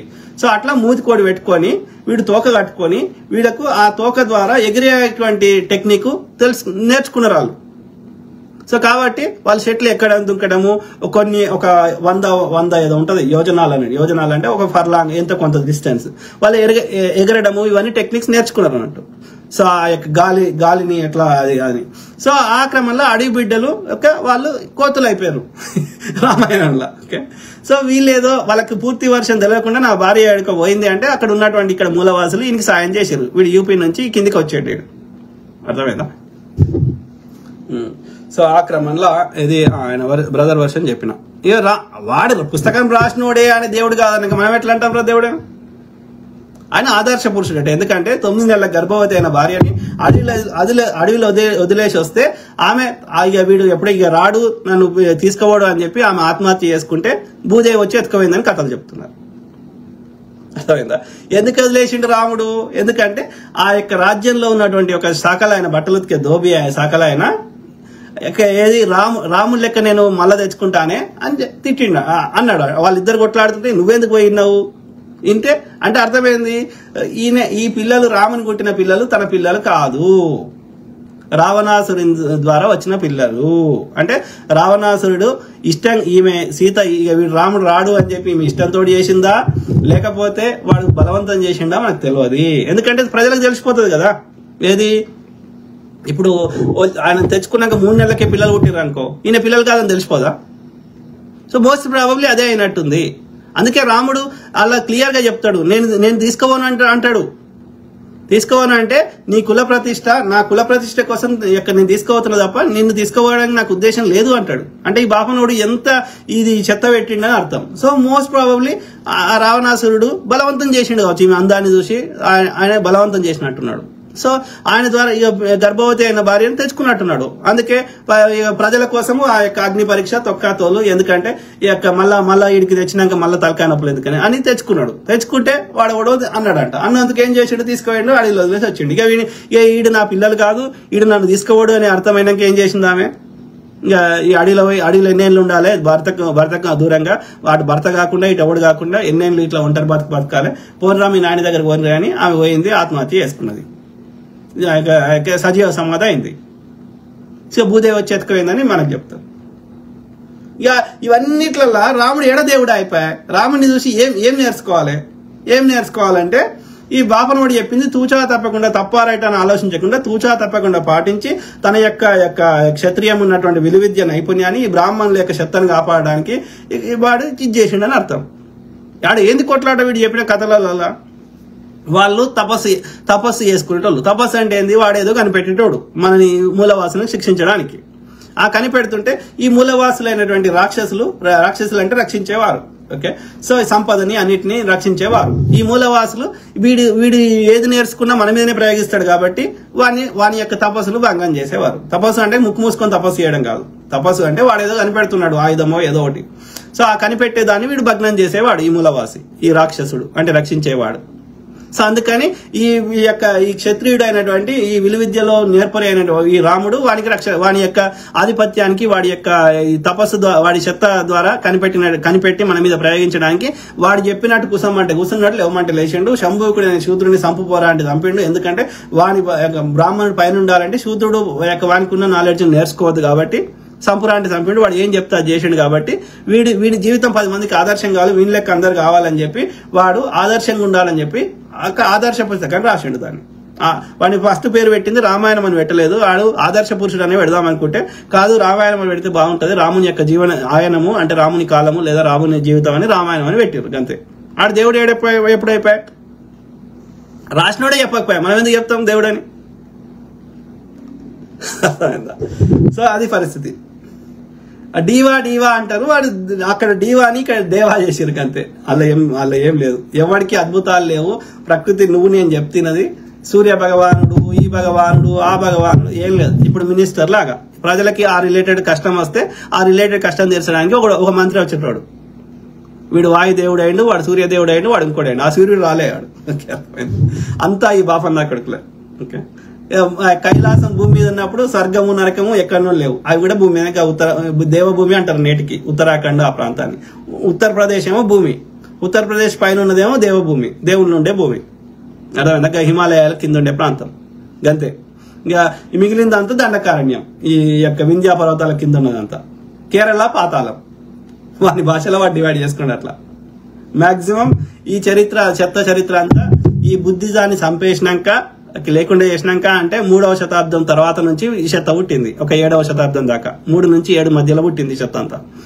తర్వాత 7వ శతాబ్దం నుంచి ఇక మన చరిత్ర అన్ని ఆధారాలు ఉన్నాయి. ఇక 3 నుంచి 7 మధ్యలో బుద్ధిజాన్ని చంపేసినాక ఈ చెత్త అంతా క్రియేట్ చేసిండ్రు ఈ బాడుకో.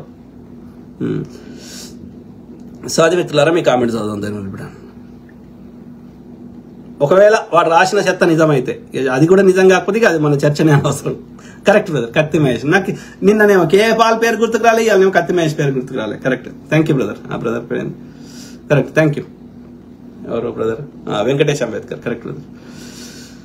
ఏమంటున్నాడు స్వామి ఎం, బీజేపీ మోడీకి బానిసత్వం చేస్తుండు. ఎవరు చేస్తారు? బీజేపీ మోడీకి బానిస. బీజేపీ ఆర్య బనియాల, ఆర్య బ్రాహ్మణ పార్టీ ఇద్దరు దొంగనా కొడుకులు, లుచ్చనా కొడుకులు. పార్లమెంట్ కి ఓడొస్తారు, ఓపెనింగ్ గాల్లో వస్తారు. బాబు వాళ్ళు ఎందుకు వస్తారు? వాళ్ళకేం పని రా? వాళ్ళ మఠ ధర్మ ప్రచారం చేసుకోవాలి. వాళ్ళకేం పని రా పార్లమెంట్ తోటి? దొంగలు. Karun Chengala, until proven guilty we can not judge. మనకు తెలియదు బ్రదర్, పోలీసులు వాళ్ళ పని వాళ్ళు చేసుకుంటారు కదా. మన ఈ బ్రదర్ కాంబ్లే బ్రదర్ కూడా, ఆయన కూడా ఒక సమాజంలో ఆయనకు కూడా చాలా విషయాల మీద అవగాహన ఉంది కదా. ఆయనకు కూడా తను ఆత్మరక్షణ చేసుకోవడం తెలుసు కదా. ఆయనకు కూడా న్యాయవాదులు, మీడియాలు యొక్క ఇన్ఫ్లుయెన్స్ ఉన్న వ్యక్తి కదా. So let the court decide. పోలీసులు అయితే ఫస్ట్ ఛార్జ్ షీట్ వేయని, వాళ్ళ దగ్గర ఆధారాలు. ఛార్జ్ షీట్ దాకా పోకముందే మనం ఎట్లా ఇంకా చెప్తాం? ఛార్జ్ షీట్ వేసినంటే అట్లీస్ట్ కొన్ని, ఇప్పుడు ఛార్జ్ షీట్ అయితే ఆధారం లేకుండా ఛార్జ్ షీట్ వేయలేడు కదా, కోర్టు దాకా పోదు కదా case. So who are we? మనమెవరం చెప్పడానికి? ఈయన తప్పు చేసిండు అనడానికి మాకు అలాంటి ఆలోచన కూడా వస్తలేదు. బట్ మీ వర్షనే కరెక్ట్ అనుకుందాం. But the other side version కూడా ఉన్నది కదా. ఇంకోటి, ఈయన తప్పు చేసిండడానికి 50% ఛాన్స్ ఉంది అని మీ వర్షన్ కరెక్ట్ అనుకున్నా, ఇంకో 50% ఆఫ్ ద ఛాన్స్ ఆయన చేయలేదు అనడానికి కూడా ఉన్నది కదా. సో మనమోరము ఒక సైడ్ తీసుకోవడానికి. Use little brain, don't take sides. Just because ఆడది కాబట్టి గుడ్డిగా సపోర్ట్ చేయకండి. Abuser is abuser. అబ్యూజర్లకి కులము, మతము, రంగు ఉండదు. సింపుల్. కాబట్టి ప్లీజ్ డు నాట్. నేను గంటాపదంగా రాసిస్తా, 99% of the 498 cases are false. Incident జరిగిన విత్ ఇన్ 30 days లోపల, విత్ ఇన్ 1 week లోపల కేసు పెట్టకపోతే అవన్నీ ఫాల్సే. అవి చెల్లయి కూడా చెల్లయి ఐడియల్ గా. సింపుల్. మామిడి నారాయణ, నాగరాజు గొల్లపల్లి, ఆయన ఆ బ్రదర్కి చెప్తుండే, నీకు సంస్కారం లేదు, నేను బాధితుడినే అతని తరఫున మాట్లాడే నీవు తలదించుకునే రోజు వస్తుంది. Agree with brother. మామిడి నారాయణ బ్రదర్. మందుల సైదులు, మీ కూతురు లేదా మీ భార్య మీద, ఎవరైనా సరే బ్రదర్, నా కూతురైనా నా భార్య అయినా తప్పు చేస్తే తప్పే, శిక్షిద్దాం, నేను వద్దంట లేదు. Okay, but first prove it. తప్పు చేసినట్టుగా ఏదైనా ఆధారం చూపెట్టు. లేదు వాళ్ళిద్దరు చేసుకున్నట్టు వీడియో ఉన్నది, నాకు చూపెట్టకుండా ఒక సామాజిక కార్యకర్తకో, ఒక న్యాయవాదికో, ఎవరికైనా చూపెట్టు. ఒక matured person come with the evidence, then I appreciate you. అరే నువ్వు నిజంగా నీ దగ్గర ఒక ఆధారం ఉంది, ఒక బాధితురాలు సైడ్ తీసుకున్నావు అంటే I really appreciate you. Without any evidence, without some accusation, how can you take one side? ఎట్లా రేపు ఎవరి మీద? ఇప్పుడు నేను 7 సంవత్సరాలు అవుతుంది, నా మీద కూడా రేపు ఎవరితో వచ్చి పెట్టవచ్చు కేసు. నిజం అయిపోతుందా? ఇక అయిపోతుందా? నేను ఏడ్చుకుంటా కూర్చోవాలన్నా? ఇక నువ్వేదో ట్రోలింగ్ చేస్తే నేను ఏడ్చుకుంటా కూర్చోవాలన్నా? నీకు ముచ్చట ఎప్పుడు బంద్ చేయాలన్నా? హౌ నీ దగ్గర ఏం ఆధారం ఉందని ఒక సైడ్ తీసుకుంటున్నావు? ఈయననే బాధితుడు కదా. ఇప్పుడు ఈయన చేయలేదా అనుకుందాం. ఇప్పుడు చేయకుండా కానీ ఆయన ఇక్కడ ఆయన డిఫేమ్ చేస్తే ఆయన కూడా బాధితుడే కదా. నేను అడిగిన దానికి సమాధానం చెప్పు. 5 నెలల దాకా గడ్డి వీకినావా? ఒకవేళ నిజంగా జరిగితే 17 ఏళ్ల మైనర్ ని ఒక అరౌండ్ 50 ఏళ్ళ ఉన్న వ్యక్తి దగ్గరికి ఎందుకు పంపించినావు ఒంటరిగా? అది వాళ్ళ ఇంటికి. నీ చిన్న మైనర్ అమ్మాయిని ఒంటరిగా ఎట్లా అన్ననో తండ్రో లేకపోతే ఎవరన్నా ఇంకో స్త్రీయో ఎవరో వాళ్ళిద్దరు ఒంటరిగా కలవడానికి అవకాశం ఎందుకు ఇచ్చినావు మైనర్ అమ్మాయికి? ఆమె మైనర్ ఎందుకంటే ఆమెకు ఇంకా బ్రెయిన్ ఆమె డెసిషన్ తీసుకోవడానికి ఆమె బ్రెయిన్ ఎదగలేదు, ఆమె శరీరం కానీ బ్రెయిన్ కానీ ఇంకా ఎదుగుతుందని కదా.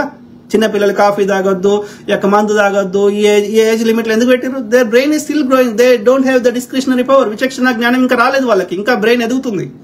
సో అన్నప్పుడు అందుకని మైనర్ కి అడల్ట్ లేకుండా చేయొద్దు. అది కూడా అడల్ట్ అయిన ఆడమని కూడా నేను పంపించా. నేను నా చెల్లెనో నా అమ్మనో నా భార్యను నువ్వు అన్నావు కదా, నా భార్యనైనా నా చెల్లెనైనా నాకు సంబంధించిన ఏ స్త్రీ అయినా ముసలమ్మ అయినా సరే నేను ఒంటరిగా పంపించా. వీలైతే నేను పోతా, నాతో వీలు కాకపోతే నేను నమ్మకమైన వ్యక్తుల్ని ఒకరినో ఇద్దరినో పంపించకుండా నేను పంపించా. అది కూడా ఒక పబ్లిక్ ప్లేస్ లో కలవడానికి పంపిస్తా కానీ అర్రల తొర్రలకు పంపించా. మరి నువ్వెందుకు పంపించినావు గాడి కొడుక? నీ మైనర్ బిడ్డని నువ్వెందుకు పంపించినావు ఒక వ్యక్తి దగ్గరికి? ఒకవేళ నువ్వు చెప్పిన వర్షన్ కరెక్ట్ అనుకుంటే. సో నా అంచనా ప్రకారం 5 నెలల తర్వాత ఈ కేసు అయింది అంటే ఆమె ఏదో అడిగింది N9 మీడియాలకు, ఆఫీస్ కూడా వచ్చింది అంటే ఆమె N9 మీడియాలో ఏదో అడిగింది, పదవో ఏదో అడిగింది, ఏదో ఆడ మీడియాల ప్రెజెంటేషన్ ఏదో అడిగింది. ఆమె టాలెంట్ లేదో లేకపోతే ఆమెకు ఇతను నచ్చలేదు, ఆమె ప్రవర్తనను ఆమె వేషధారణను ఆమె ఏదో నచ్చలేదు కావచ్చు, వద్దు అని అన్నాడు. వద్దు అంటే పగబెట్టుకొని చేసిరేమో అనిపిస్తుంది. ఆ అమ్మాయిది కూడా సేమ్ కులం అండి, మాల కులం అని అంటున్నారు. సో కాబట్టి మందుల సైదులు బాబు, నువ్వు అంధభక్తుడు అయితే నీకేం చెప్పలేదు కానీ ఒక నిజంగా నువ్వు మంచి వ్యక్తివి, నువ్వు అంధభక్తుడిగా బీజేపీ RSS చెత్తనాకుడికి కాకపోతే కమ్ అప్ విత్ ఎవిడెన్స్. నువ్వు ఆధారంతో బరా, నేను ఫస్ట్ నీకు తప్పైంది బ్రదర్, నువ్వే కరెక్ట్ అని నీకు దండం పెడతా, సారీ చెప్తా ప్రజాముఖంగా. మరి ఆధారం లేకుండా మాట్లాడితే నీ తోలు కూడా తీయాల్సి వస్తుంది. గుర్తుపెట్టుకో బ్రదర్. మందుల సైదులు వచ్చిన బాధ ఏంటంటే మొగోడు బయటకు వచ్చి చెప్పాడు, ఆడది అదే ఇబ్బంది పెడుతుంది, అదే వచ్చేసి మళ్ళీ ఏడుస్తుంది, అదే అబ్యూజ్ చేస్తుంది, అదే వచ్చేసి అదే విక్టిమ్ లెక్క ప్లే చేస్తుంది. ఆడదాన్ని మాట చెప్తే నమ్ముతారు, మొగోడు నమ్ముతాడు, ఆడది నమ్ముతారు. మరి మొగోడు ఏం చేయాలరా? సావాలన్నారా? మొగోడు చెప్తే నువ్వేం మొగోడు అని మళ్ళీ వాడిని అడ్డిస్తారు. మొగోడైతే ఏంది? వానికి ఏదో ఒక జెనిటల్ పార్ట్ పెడితే ఏమైంది? నీకోటి పెట్టిండు, దానికి వానికి కోటి పెట్టిండు, అయితే ఏమైంది? మొగోడైతే వానికి జ్వరం వస్తుంది, వానికి ఇది బాధలు ఉంటాయి, వానికి మంచి చెడు ఉంటుంది, వానికి సేమ్ ఫీలింగ్స్ ఉంటాయి కదా. సృష్టి ఇద్దరు వల్ల నడుస్తుంది కదా. ఇద్దరు డిఫరెంట్ ఒక ప్రైవేట్ పార్ట్ డిఫరెంట్ అయినది మాత్రాన వాళ్ళ లోపల ఉండే ఫీలింగ్స్ ఎమోషన్స్ మారాయి కదా. వాళ్ళ లోపల అదే కండరాలు నరాలు అదే గుండె అన్ని సేమ్ ఉన్నాయి కదా లోపల. వానికి కూడా ఆత్మ ఉంటుంది కదా, వానికి కూడా చైతన్యం ఉంటుంది కదా, వానికి కూడా ఫీలింగ్స్ ఎమోషన్స్ ఉంటాయి కదా. మొగోడైతే ఏంది అని జర కండలు ఎక్కువ ఉన్నాయి, నీకు కొవ్వు ఎక్కువ ఉంది గంతే. కానీ వాడు కూడా మనిషే కదా. జస్ట్ బికాజ్ ఆడది కాబట్టి ఆమెకు ఒక ప్రైవేట్ పార్ట్ డిఫరెంట్ ఉంది కాబట్టి I want to take one side without knowing complete information, we don't accept that. ఒకప్పుడు ఒక 20 ఏళ్ళ 30 ఏళ్ల కింద సమాజం వేరుండే. ఆ స్త్రీని సమాజము ఆ యొక్క మనువాద చట్టంలో ఆమెకు ఎక్కడ ఇండిపెండెన్స్ ఇవ్వకుండా, ఫైనాన్షియల్ ఫ్రీడమ్ ఇవ్వకుండా అనేక రకాలుగా ఇబ్బంది పెట్టడం వల్ల స్త్రీకి ఆ యొక్క మినిమం బేసిక్ ఏమంటారు స్వేచ్ఛ లేకపోవడం వల్ల మనం కొంచెం సైడ్ తీసుకోవాల్సి వచ్చేది ఒకప్పటి సమాజం. నేడా లాస్ట్ 10-15 ఇయర్స్ నుంచి అసలు రివర్స్ అవుతుంది ట్రెండ్. మొగళ్ళు ఎక్కువ బాధితులుగా ఉండాల్సి వస్తుంది. ఉన్నా కానీ వాడు బయటకు వచ్చి చెప్పుకోలేకపోతున్నారు. చెప్తే నువ్వు మొగోడివి, నీకే చిన్నదే పిల్లాన్ని హ్యాండిల్ చేయడం తెలియదారా అని వాడినే ఉల్టా తిడుతున్నారు. ఏం చేయాలి? హ్యాండిల్ చేయాలంటే కొట్టాలనా? కొడితే 4 కేసులు అయితే అది చెప్తున్నది. నీకు ఏది సెన్సిటివో, నీకు ఏది మాట్లాడితే నీకు కోపం వస్తుందో దానికి తెలుసు. నేను ఫైనాన్షియల్ అబ్యూజ్ చేస్తుంది, లేదంటే ఎమోషనల్ అబ్యూజ్ చేస్తుంది, లేదంటే వర్బల్ అబ్యూజ్ చేస్తుంది. మీ అమ్మ అంటే నీకు ప్రేమ, నీ అమ్మని ఏమంటే నీకు తట్టుకోలేవని ఆమెకు తెలుసు నీ బలహీనత. సో కరెక్ట్ గా నిన్ను చూసి మీ అమ్మని తిడుతుంది కావాలని ముందట నీకు నచ్చేటట్టు. 4 సార్లు చూస్తావు, 5వ సారి పోతావు, ఈ చెంప ఆ చెంప వాళ్ళ కొడుతావు, కొట్టిండి అని మళ్ళీ అది వచ్చి ఎడుతుంది. ఇది తిట్టింది ఎవడు చూడాడు సమాజం. కాబట్టి ఇవన్నీ మనకి కాంప్లికేషన్స్ ఉన్నాయి కాబట్టి మనకు తెలియదు. కాబట్టి నేనేమంటున్నా, నేను ఆడామే కరెక్ట్ అంటలేను, మొగానే కరెక్ట్ అంటలేను. మనకు తెలియనప్పుడు తెలియని వాళ్ళు ఎక్కుందాం. దానికి ఒక వాళ్ళని ఎవరు తప్పు రైట్ అనేది ప్రూవ్ చేయడానికి వ్యవస్థలు ఉన్నాయి, కోర్టులు, పోలీసులు వ్యవస్థలు ఉన్నాయి. వాళ్ళ పని వాళ్ళు చేయనీరా అయ్యా. మనము ఇండిపెండెంట్గా ఉందాం, స్వతంత్రంగా ఉందాం, మనము సైడ్స్ తీసుకోవద్దని ప్రాధేయపడుతున్నా. నాకు ఎవిడెన్స్ ఉంది, yes, then I have every right to talk in the public. When I don't have evidence, shut all your holes. నవరంధ్రాలు మూసుకొని మన పని మనం చేసుకుందాం. లక్ష్మీనారాయణ ఆయన చిన్నపిల్లగాడు కాదు కదా, ఆమె చిన్నపిల్ల ఆమెనా, ఆమె ఎన్నుకున్న వాళ్ళు కాదు కదా. లక్ష్మీనారాయణ ఎస్ రాజన్న గారు, ఖచ్చితంగా దీని వెనకాల పెద్ద కుట్ర ఉంది. బీజేపీ వారిదా ఇంకా ఏదైనా రాజకీయ కుట్ర కంపల్సరీ. నేను అనుకుంటున్న మోస్ట్ ప్రాబబ్లీ ఈ బ్రాహ్మణులదే ఉండి ఉంటుంది. ఎందుకంటే ఆ బ్రదర్ మాట్లాడుతుంది కానీ, ఎన్ఐఎన్ మీడియాలో వస్తుంది కానీ, ఈ మనువాదానికి వ్యతిరేకంగా రెగ్యులర్ గా చాలా కంటెంట్ వస్తుంది కాబట్టి డెఫినెట్లీ పగ పెట్టుకొని ఉంటారు ఈ బాపన్న కొడుకులు. ఓకే, ఇక సంపితే గింపితే మళ్ళీ అది పెద్ద కమ్యూనిటీ లెవెల్, ఇప్పటికే ప్రవీణ్ పగడాలది అయింది, కత్తి మహేష్ అయింది, ఇంకా సంపితే ఇంకా అది పెద్ద లెవెల్ అవుతుంది. మొత్తం ఆ వచ్చే 4 ఓట్లు కూడా పడాయి కాబట్టి క్యారెక్టర్ అసాసినేట్ చేస్తే అయిపోతుంది. ఇక సంపితే 70 మహాత్మా గాంధీని చంపితే 70 ఏళ్ళు స్వతంత్రానికి దూరం అయినరు, పరిపాలనకు దూరం అయినరు. అట్లనే కర్ణాటకలో ఆమె పేరేంది, ఆమె జర్నలిస్ట్ గౌరీ లంకేష్ చంపినందుకు కర్ణాటకలో మళ్ళా పదవి లేకుండా అయింది. ఇంకా అసలుకే మోసం వస్తుంది కాబట్టి సంపుడు అనేది తీసుకోకుండా ఇది ఏమంటారు క్యారెక్టర్ అసాసినేట్ చేద్దాం, వ్యక్తి వాళ్ళకున్న పేరు ప్రతిష్టలు హననం చేద్దామని ప్రయత్నం చేస్తున్నారు కలోనియా. ఓకే, అంటే ఇక్కడ ఓవరాల్ గమనిస్తే పైసలు కానీ, పేరు ప్రతిష్టలు కానీ, ఇన్ఫ్లుయెన్స్ కానీ, మీడియా కానీ అన్ని ఈ అగ్రకులాల చేతిలో ఉండాలి. పదవులు కానీ, హైకోర్టు జడ్జిలు కానీ, సిబిఐ డైరెక్టర్లు కానీ, ఎమ్మెల్యేలు కానీ, ఎంపీలు కానీ, బీసీ ఎస్సీ ఎస్టీలు వీళ్ళ చెప్పు చేతల్లో ఉండాలి. ఎల్లిగా అంటే పడాలి, మల్లిగా అంటే పడాలి. వీని కొడుకుని జీతం ఉంచుకున్న సంవత్సరానికి ఒక బియ్యం వడ్లు 1-2 సంచులు ధాన్యం ఇస్తే తీసుకోవాలి. వాళ్ళ పిల్లాన్ని అలా దొరకి పటేల్కి, పట్వారికి, లేకపోతే ఆ బాపన్ లంజ కొడుక్కి 3 వస్తే వాడికి దేవదాసిగా వీళ్ళు బట్టలిప్పి నాట్యం చేస్తే ఏ తప్పులు ఉండవు. ఓకే, దానికి మిగతా అన్ని చోట్ల అంటరానితనం ఉంటది కానీ ఆ పని చేసేటప్పుడు అంటతనం రాదు. దేవుడికి లగ్గం చేస్తాడంటే ఎవడు చేస్తాడు? దేవుడు ఏడున్నాడు అంటే కట్టె పేరు దేవుడు చెప్పి ఈ లంజ కొడుకులు వచ్చి వీళ్ళు అనుభవించడం మళ్ళీ రాదు, దేవదాసి అంటరానితనం రాదు. మరి ఏ బాపం దాన్ని ఎందుకు చేయరు దేవదాసిగా? బీసీ ఎస్సీ ఎస్టీలు వీళ్ళు ఎందుకు అవుతారు దేవదాసీలు?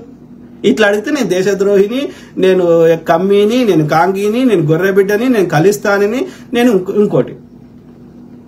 ఏమి రాలంజ కొడుక, ఎట్లా పుట్టినవరా నువ్వు? అందరం అమ్మ కడుపులకి వెళ్ళి వస్తాము, వాడేమో బ్రహ్మ ముక్కులకి వెళ్ళి వచ్చినాడు వాడు చెప్తాడు. బ్రహ్మ ఏడున్నారా, ఏడ ముక్కు ఉందిరా అంటే చూపెట్టాడు. ఏమి కర్మ మనకి, ఎక్కడ పుట్టినాము, ఎట్లా బతక, ఎట్లా చేస్తున్నాడు వాడు. వెంకటేష్ అంబేద్కర్ కావాలని ఎన్ఐఎన్ మీడియాను కన్మార్గం చేయాలని ప్రయత్నిస్తారు. 100% బ్రదర్, వెంకటేష్ బ్రదర్ డెఫినెట్లీ కుట్ర దాగి ఉంది. Correct brother.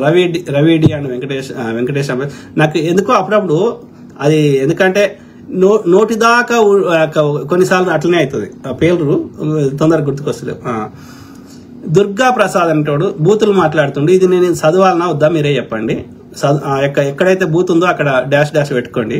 నువ్వు ఎందుకు డాష్ నరాలు తెగిపోయాలా సోషల్ మీడియాలో రోజులు మొత్తుకుంటున్నావురా ఎర్రి డాష్. ఓకే, సో కరెక్టేరా దుర్గా ప్రసాద్, నువ్వు ఏ కులమో ఏంటిదో నాకు తెలియదు, ఏదైనా సరే నువ్వు ఓకే నేను మొత్తుకుంటున్నా, నువ్వు కూడా మొత్తుకునేవు దాంట్లో. కానీ జీలు పీలు ఎందుకు రాయ్యా?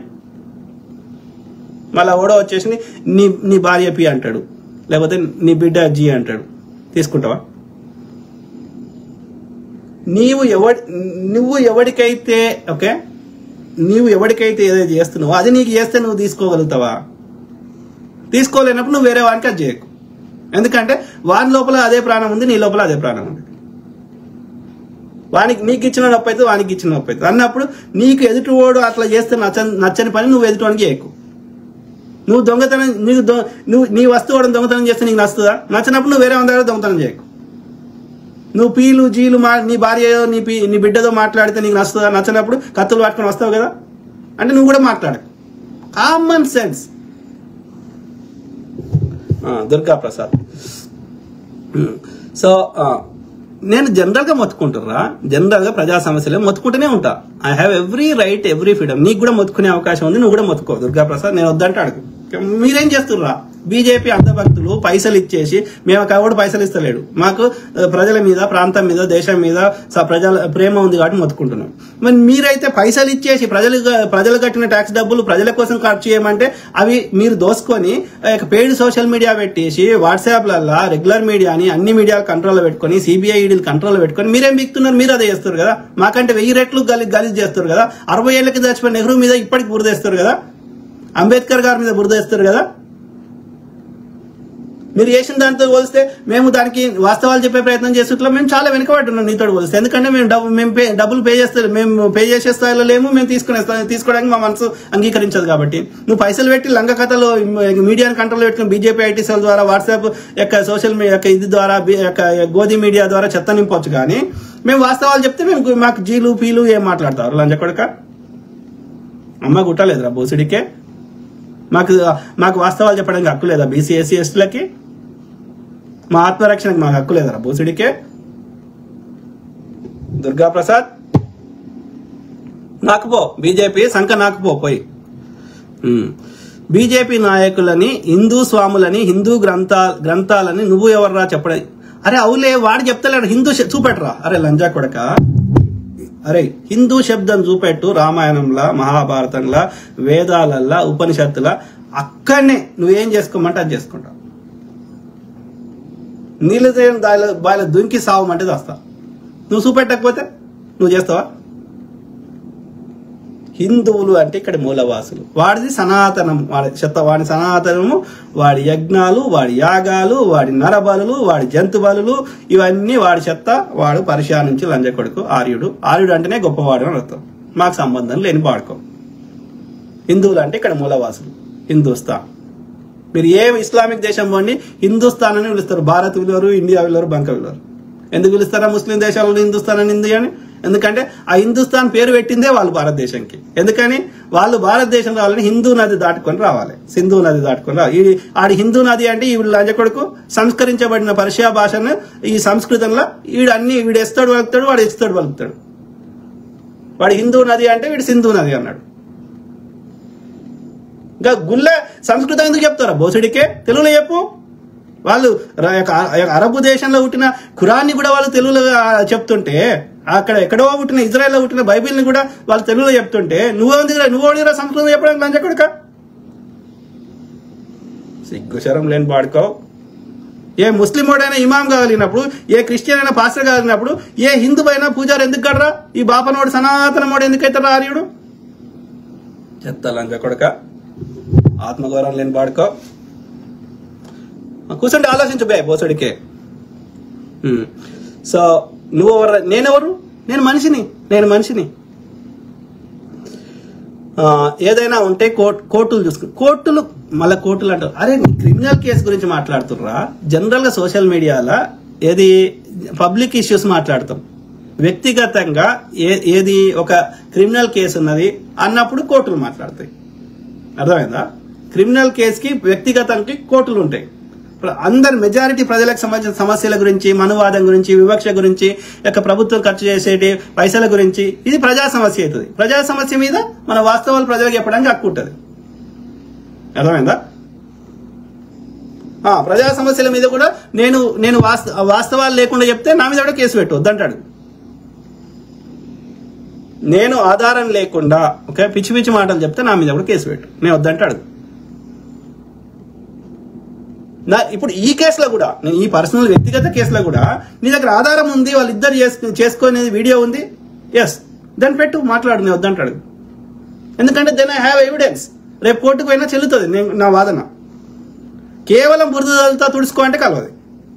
నేను ఏది మాట్లాడినా, ఈ రోజు కాదు ఏ రోజు మాట్లాడినా, నేను ఆధారం లేకుండా వాస్తవాలకు దగ్గర లేకుండా నేనేదైనా చెప్తే నా మీద ఎవడైనా కేసు పెట్టడానికి మీకు హక్కు ఉంది. ఓకే, నేను తప్పు చెప్తే నాకు నన్ను శిక్షించే అధికారం కోర్టులకు ఉన్నది. పెట్టు, వద్దంటాడు. నేనేదైనా తప్పు చెప్పినట్టు నీకేదైనా ఆధారం అనిపిస్తే పెట్టు, తప్పకుండా నేను కానీ నా తరఫున న్యాయవాది కానీ కోర్టుకి సమాధానం చెప్తాడు. నేను తప్పు చేసిన కోర్టు కూడా భావిస్తే శిక్ష అని నేను వద్దంటాడు. నా వాక్ స్వాతంత్రాన్ని, ప్రజా సమస్య మీద వాస్తవాలు చెప్పడాన్ని, దానికి ఒక క్రిమినల్ కేసుకి లింక్ ఏంది రావాలో బోసుడికే? క్రిమినల్ కేసుని అందుకే కోర్టు ఇప్పుడు మీరు ఏదైనా కేసు విషయంలో ఎవరైనా విలేకరులు అడుగుతారు, రాహుల్ గాంధీ అయినా లేకపోతే ఎనీ సెలబ్రిటీ అయినా ఎవరైనా నార్మల్ పీపుల్ అయినా ఏమంటారు, కేసు విచారణలో ఉంది కాబట్టి నేను దాని గురించి మాట్లాడను అంటారు. ఎందుకంటారు? ఎందుకంటే నువ్వేం మాట్లాడినా కేసును ఇన్ఫ్లుయెన్స్ చేస్తున్నావు, లేకపోతే నువ్వు మాట్లాడిందే రేపు కోర్టులో నీకు వ్యతిరేకంగా తీర్పు రావడానికి అవకాశం ఉంది. ఎందుకంటే you don't have any right to influence the case. నీకు ఆ కేసుని ప్రభావితం చేసే హక్కు లేదు. అందుకే కొన్ని పెద్ద పెద్ద కేసులలో బయట ఉంటే ఆధారాలు తారుమారు చేసే అవకాశం ఉంది కాబట్టి వాడిని రిమాండ్ లో పెడతారు. రిమాండ్ లో పెట్టారంటే వాడు నేరం చేసిండు అని కాదు, ఫైనల్ వర్డిక్ట్ వస్తే తీర్పు వస్తుంది చూసినావా, అప్పుడు ఆ యొక్క అప్పీలు అన్ని అయిపోయి అప్పుడు తీర్పు వస్తే అప్పుడు వాడు నేరం చేసిన అర్థం. అంతవరకు దాకా వాడిని అక్యూజ్డ్ ఈజ్ నాట్ కన్విక్టెడ్. నిందితుడు నేరం చేసిన వాడు కాదు, నిందితుడే, అక్యూజ్డే. ఓకే, చట్టం గురించి అవగాహన లేదు, రాజ్యాంగం గురించి అవగాహన లేదు, క్రిమినల్ ప్రొసీడింగ్స్ తెలియదు, కోర్టులు ఇవి తెలియదు. నేను సోషల్ మీడియాలో జనరల్ పబ్లిక్ ఇష్యూస్ మీద మాట్లాడేదానికి దేనికి లింక్ పెడుతున్నారా బోసుడికే? అందుకేరా మీరు ఆవు పెండ ఉచ్చ తాగుతారు కాబట్టి, అది ఆవు వద్దనే పారబోసుకుంటుంది కాబట్టి, ఆవు ఉచ్చ తాగితే ఆవు చచ్చిపోతుంది. ఓకే, ఆవు పెండ తింటే ఆవుకి అపెండిక్స్, మన లోపల ఉన్న అపెండిక్స్ వలిగినా ఆ పెండ రక్తంలో కలిస్తే మనం కూడా చచ్చిపోతాం కాబట్టి అది వద్దనే ఆవు రక్తం పారబోసుకుంటలేదు, ఆవు పాలు పారబోసుకుంటలేదు. కానీ పెండ పారబోసుకోకపోతే 3 రోజులు కుళ్ళిపోతే అది విషంగా తయారవుతుంది. అది ఆ ఉచ్చ ఎక్కువసేపు ఆపుకుంటే చచ్చిపోతాం కాబట్టి అది పారబోసేదాన్ని రాసుకో, పూసుకో, నాక్కో అని చెప్పే లంచ కొడుకు నువ్వేం చెప్తారా నాకు? అంటే నీకు దిమాక్ లేదు. Already tested. అలా బ్యాక్టీరియాలు, వైరస్లు ఉన్నాయి, నైట్రోజన్, ఫాస్ఫరస్ లాంటివి ఉన్నాయి. అవి మనిషి పెండ అయినా, మనిషిదైనా, ఆవుదైనా అది ఎరువుగా పనికి వస్తుంది మొక్కలకి. ఆ మొక్కలకి ఉన్న గొప్పతనం ఏంటి అంటే, భూమికి ఉన్న గొప్పతనం ఏంటంటే ఏదైనా తన మట్టిలోకి కలుపుకోగలుగుతుంది, దాన్ని ఎరువుగా మార్చుకుంటుంది. కాబట్టి మొక్కలకి ఎరువుగా పనికి వస్తుంది తప్ప దానివల్ల అలా బ్యాక్టీరియల్ వైరస్ 3 రోజులు కుళ్ళిపోయిన అన్నమే, ఫుడ్డే 1 రోజు 2 రోజులు అయితే అలా బ్యాక్టీరియల్ వైరస్ చేరుతాయి, అది తినలేము. ఇక మాంసం అయితే తెల్ల పురుగులు వస్తాయి. అట్లాంటి దాన్ని నువ్వు రాసుకో, పూసుకో అని చెప్పి లంజకుడు మాకేం చెప్తావురా సమాధానం? నీకు మాట్లాడే హక్కు లేదు. నువ్వు ఎందుకంటే 1% కూడా సైంటిఫిక్ టెంపర్, రేషనల్ థింకింగ్, వాస్తవాల దగ్గరగా బతకడానికి మీకు ఇష్టం లేని లంజ కొడుకులు మీకు కామెంట్ పెట్టే హక్కు కూడా లేదురా దుర్గాప్రసాద్ లంజ కొడుక. ఓసిడికే. సో ఎవడైనా తప్పు చేస్తే వాడు తప్పు చేస్తే కదా నువ్వు తప్పు అని ఆరోపించి వాడిని నువ్వు బురద తల్లి వాడిని ప్రూవ్ చేసుకో అంటున్నావు. వాడు తప్పు చేసిండే లేదని కోర్టు కదా చెప్పాలి, నువ్వు వాడు చెప్పడానికి.